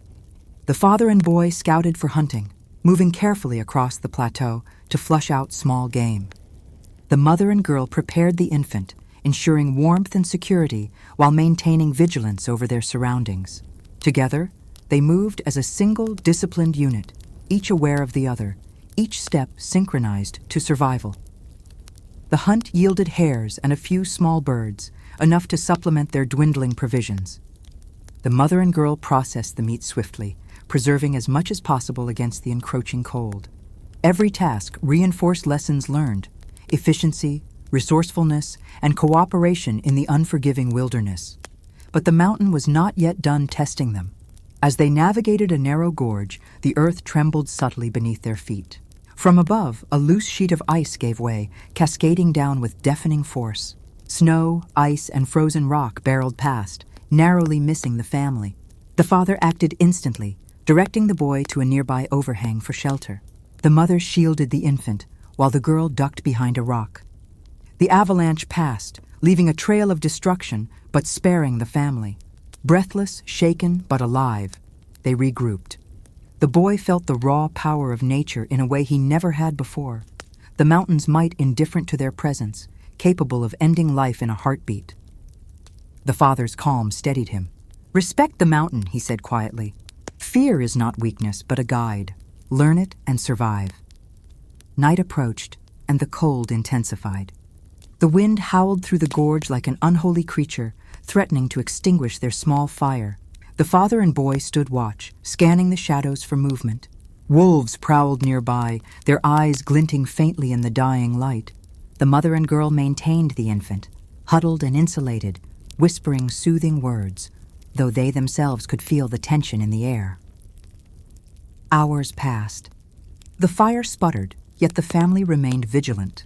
Every sound, every movement, every crack of ice in the distance was analyzed, interpreted, and acted upon with precision. The boy's understanding of the mountains, the forest, and the subtle language of life and death had grown exponentially. Each trial, each test, each danger endured had sharpened him into a capable, alert, and observant young survivor.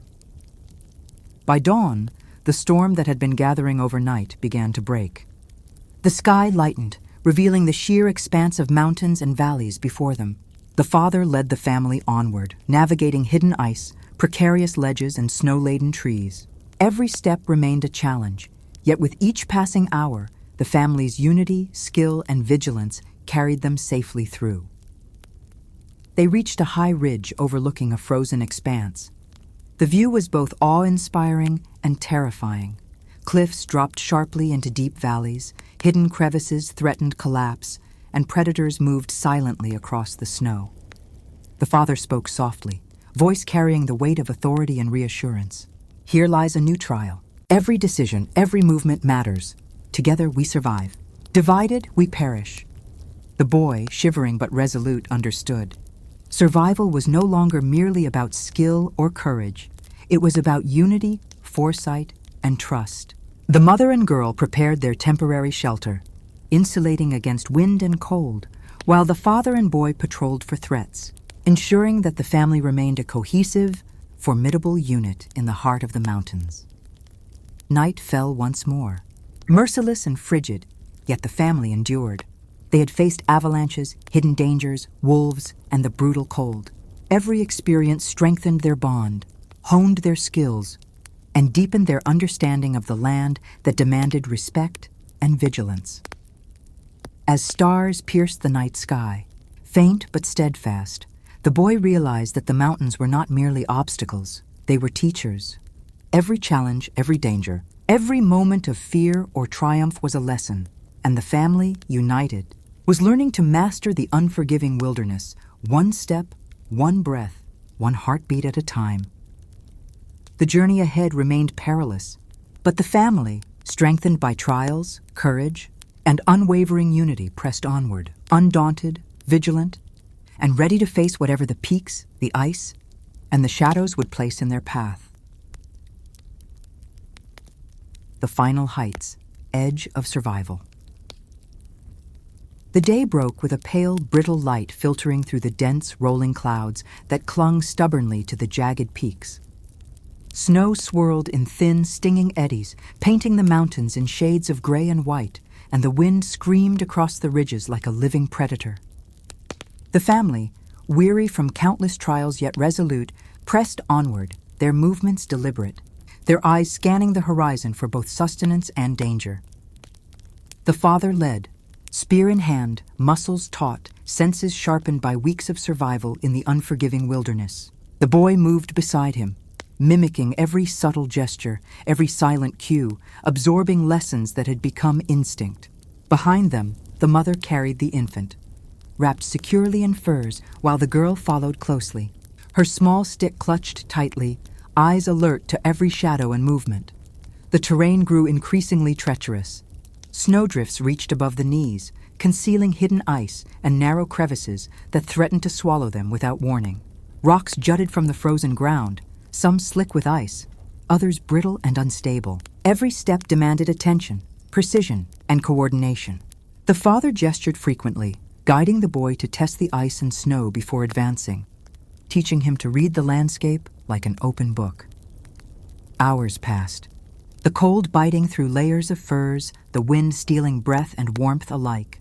They paused briefly near a high cliff to survey the valley below, a frozen expanse of white dotted with skeletal trees and the faint tracks of animals. The father crouched, scanning the snow carefully, interpreting faint trails left by predators and prey alike. The boy traced the tracks with gloved hands. "Wolves moved here recently," he whispered, voice tense but steady. "But deer have also passed through. They are still in the valley." The father nodded. "Good. Knowledge is survival. We move carefully, observe constantly, and act only when necessary."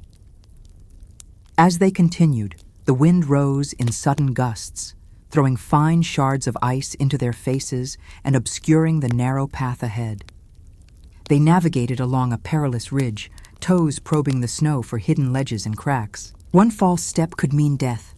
The boy's pulse raced with every careful movement, the lessons of weeks condensed into instinctual precision. By midday, the family reached a small plateau, offering a fleeting reprieve from the wind. Here the snow was shallow, the ice less treacherous, and the view revealed the enormity of the mountains yet to cross. The father motioned to the boy to examine tracks, hares, foxes, and the unmistakable presence of a large predator, likely wolves, moving silently among the trees and rocks. They prepared a small, concealed camp, using rocks and snow to shield themselves from the wind.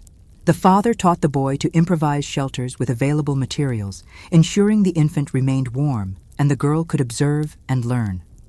Their previous trials had sharpened every skill: patience, stealth, resourcefulness, and unity.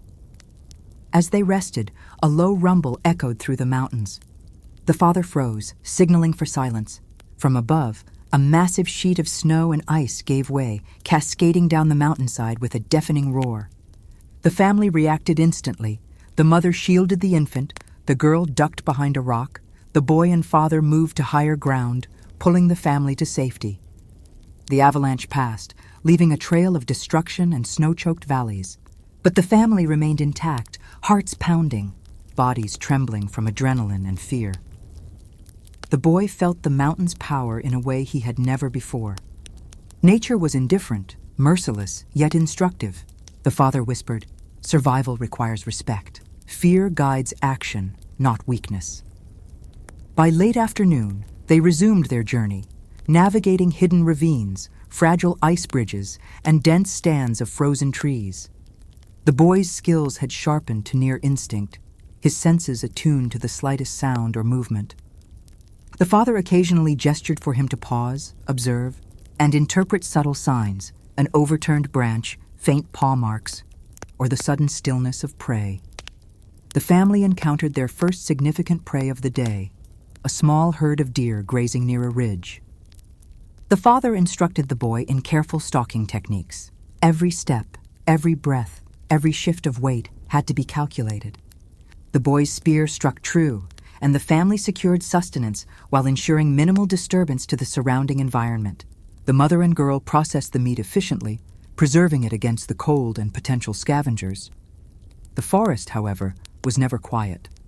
Faint rustlings in the snow hinted at wolves observing from a distance. The father taught the boy to read their movements, anticipate their actions, and avoid confrontation unless necessary. The boy learned the subtle art of negotiation with nature. Survival required observation, patience, and precise action. As night approached, the wind intensified, carrying a bitter cold that bit through furs and scarves. The father and boy patrolled the perimeter while the mother and girl prepared the infant and fortified their temporary shelter. The fire, though small, became a beacon of life, warmth, and hope against the relentless elements. The boy realized that survival was no longer merely physical. It was mental, strategic, and emotional. Every decision had consequences, every misstep a potential disaster. Night stretched long, the wind screaming like a living thing through the frozen trees. Wolves prowled in the distance, their eyes glinting in the firelight. The family remained vigilant, rotating watch and ensuring the infant slept safely. The boy's mind replayed every lesson, every encounter, every challenge they had faced since leaving the cave weeks ago. He understood that they had grown from mere survivors to skilled navigators of the wilderness, bonded through necessity, trust, and unwavering unity. By dawn, the storm had passed, leaving the mountains sparkling under a weak, fragile sun. The family emerged weary but resolute. The peaks ahead promised greater challenges: steeper cliffs, hidden ice, more elusive prey, and predators even more cunning. Yet the boy now felt confident, his instincts honed by countless trials, his spirit tempered by the unyielding wilderness. The father signaled onward. "This is the penultimate stage. Every step from here will test our skill, courage, and unity. The mountains have shaped us, but the final trial awaits." The family pressed forward into the unknown heights, their movements coordinated, their senses sharpened, their resolve unbroken. The boy's spear felt like an extension of his arm.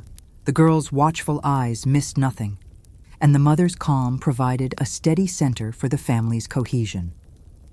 They moved as one, a unit forged through trials, danger, and shared purpose. Every obstacle, every predator, every hidden crevice demanded unity, careful planning, and courage. And as the day waned, the family reached the brink of the highest ridge they had yet encountered. Below stretched the frozen valley, above rose peaks shrouded in mist, snow, and ice. The final trial awaited beyond this ridge, promising the culmination of everything they had endured. The boy, heart pounding, realized the weight of what lay ahead.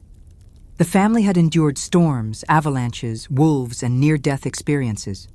Now the ultimate test loomed, an unforgiving stretch of peaks and cliffs that would demand their utmost skill, vigilance, and courage. Yet he felt a deep confidence. Together, as a family, they could face whatever the mountains would throw at them. Night fell on the penultimate ridge, winds howling across jagged rocks, snow swirling in frozen spirals. The fire crackled in a sheltered nook, illuminating the faces of the family, tired yet determined, aware that the final trial, the challenge that would define their survival and unity, awaited with the coming dawn.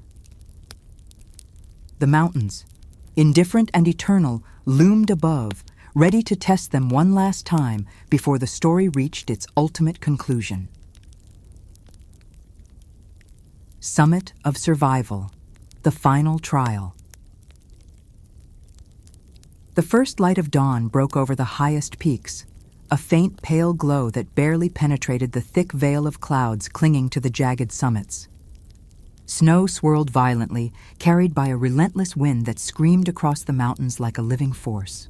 The family emerged from their last sheltered nook, weary yet determined. Each step a delicate negotiation with gravity, ice, and the unforgiving frost.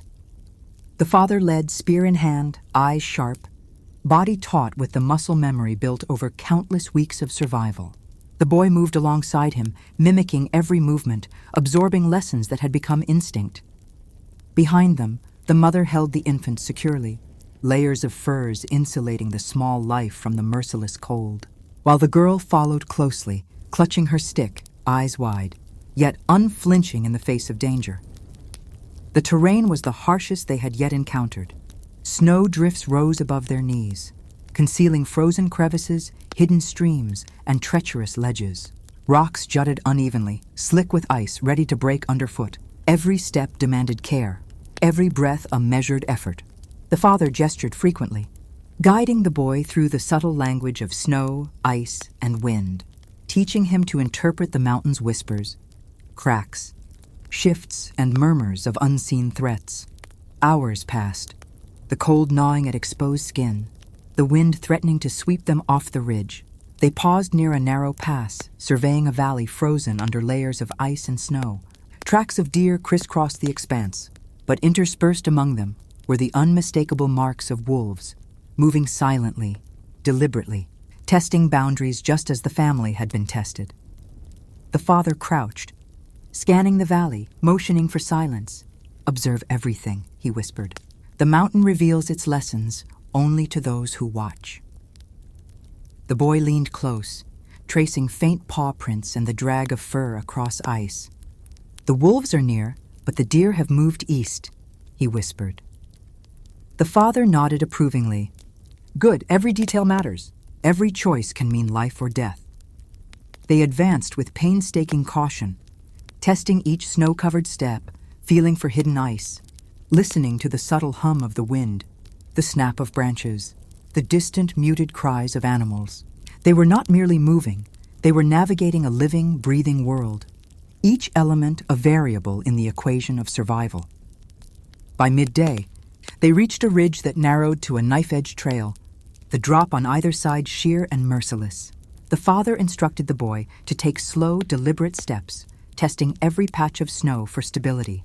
The girl clung close to the mother, who murmured soft, steadying words to both children, her voice a balm against the scream of the wind. The infant, wrapped in furs, slept peacefully, oblivious to the peril surrounding them. The ridge stretched onward, winding into the clouds. Each step required coordination, trust, and unwavering focus. One misstep could plunge them into a frozen abyss. The boy felt the weight of responsibility more keenly than ever. He understood that his family's survival depended on precision, patience, and unwavering attention. Hours of tense movement passed. The wind howled, snow battered their faces, and the temperature fell with every meter gained. But the family pressed on, relying on every lesson learned: silent observation, careful movement, strategic thinking, and above all, unity. Suddenly, the faint rumble of ice above them froze their hearts. A massive sheet of frozen snow and rock broke loose from the peak, tumbling downward with terrifying force. The father reacted instantly, signaling for all to move to the windward side of the ridge, where the rock formation offered some protection. The boy followed precisely, guiding the younger ones to safety. The avalanche thundered past, a wall of white fury leaving a trail of destruction. But the family remained intact, bodies trembling, hearts pounding. The father exhaled slowly. "The mountain reminds us of its power," he said. "Respect it and survive. Ignore it and perish." Even as the sun dipped lower, the snow intensified. They found a small outcrop to rest, sheltering themselves from the relentless wind. The father and boy set traps for small game, while the mother and girl prepared the infant and insulated the shelter. Despite exhaustion, they remained vigilant. Predators lurked nearby, and the mountain itself was a constant threat. As twilight approached, wolves appeared at the edge of the ridge, cautious, observing, calculating. The father instructed the boy to remain still, to watch, to learn. The wolves tested their presence, circling with silent precision. The boy mirrored his father's calm, every muscle coiled, ready to act if necessary. The wolves retreated without confrontation, recognizing the family's cohesion, alertness, and readiness. The boy understood the lesson. Unity and skill could deter even the most cunning predators. Night fell, the cold reaching an almost unbearable intensity. The family huddled together, fire flickering in a depression shielded by rocks. The father and boy took turns standing watch. The mother and girl tended the infant, maintaining warmth, feeding, and reassurance. The wind scream filled the night, testing endurance, patience, and courage. Every sound, every shadow, every shift in snow demanded attention. Hours passed. Exhaustion weighed heavily, but vigilance never faltered. The boy reflected on the journey: avalanches, storms, hidden ice, predators, and relentless cold. Each trial had strengthened them, forged them into skilled navigators of the wilderness. Each night, each step, each breath had become a lesson in survival, unity, and courage. At last, The morning sun broke through the clouds, illuminating the summit before them. It was a breathtaking sight.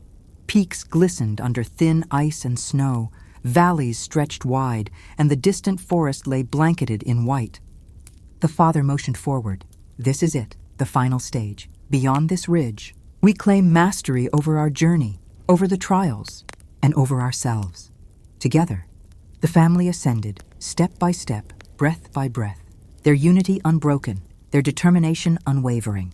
They reached the summit, the cold biting, but their hearts warm with triumph. Below, the path they had traversed stretched into the distance, a testament to endurance, courage, and the unbreakable bonds of family. The boy gazed across the peaks, understanding fully now that survival was more than skill. It was cooperation, trust, and love. The mother smiled, holding the infant close. The girl's eyes shone with pride and newfound wisdom. The father, standing at the summit, spear in hand, surveyed the vast expanse with quiet satisfaction. The family had endured storms, avalanches, predators, and the relentless cold. They had learned the language of the mountains, the rhythm of the forest, and the subtle art of survival. They had grown stronger, wiser, and inseparable, forged in the crucible of the wilderness. Here, at the summit, they rested. They had reached the end of their journey, not as victims of nature, but as masters of its lessons. The wind continued to howl, the snow drifted, and the mountains stood eternal, indifferent yet instructive. But the family, united, skilled, and resolute, stood triumphant, a living testament to survival, courage, and the enduring power of love and unity. The journey had ended. Their story, once fraught with peril and uncertainty, now concluded in triumph. They had faced the extremes of nature, the threats of predators, the bite of cold, and the uncertainty of survival, and they had prevailed. Together, they were unbroken, alive, and stronger than ever. And as the sun rose fully over the peaks, casting light on the frozen expanse, the family, mother, father, children, stood at the summit looking forward, knowing that they had conquered not just the mountains, but the trials within themselves. They were survivors, united and eternal. In the heart of the wilderness, they had come to understand, respect, and ultimately master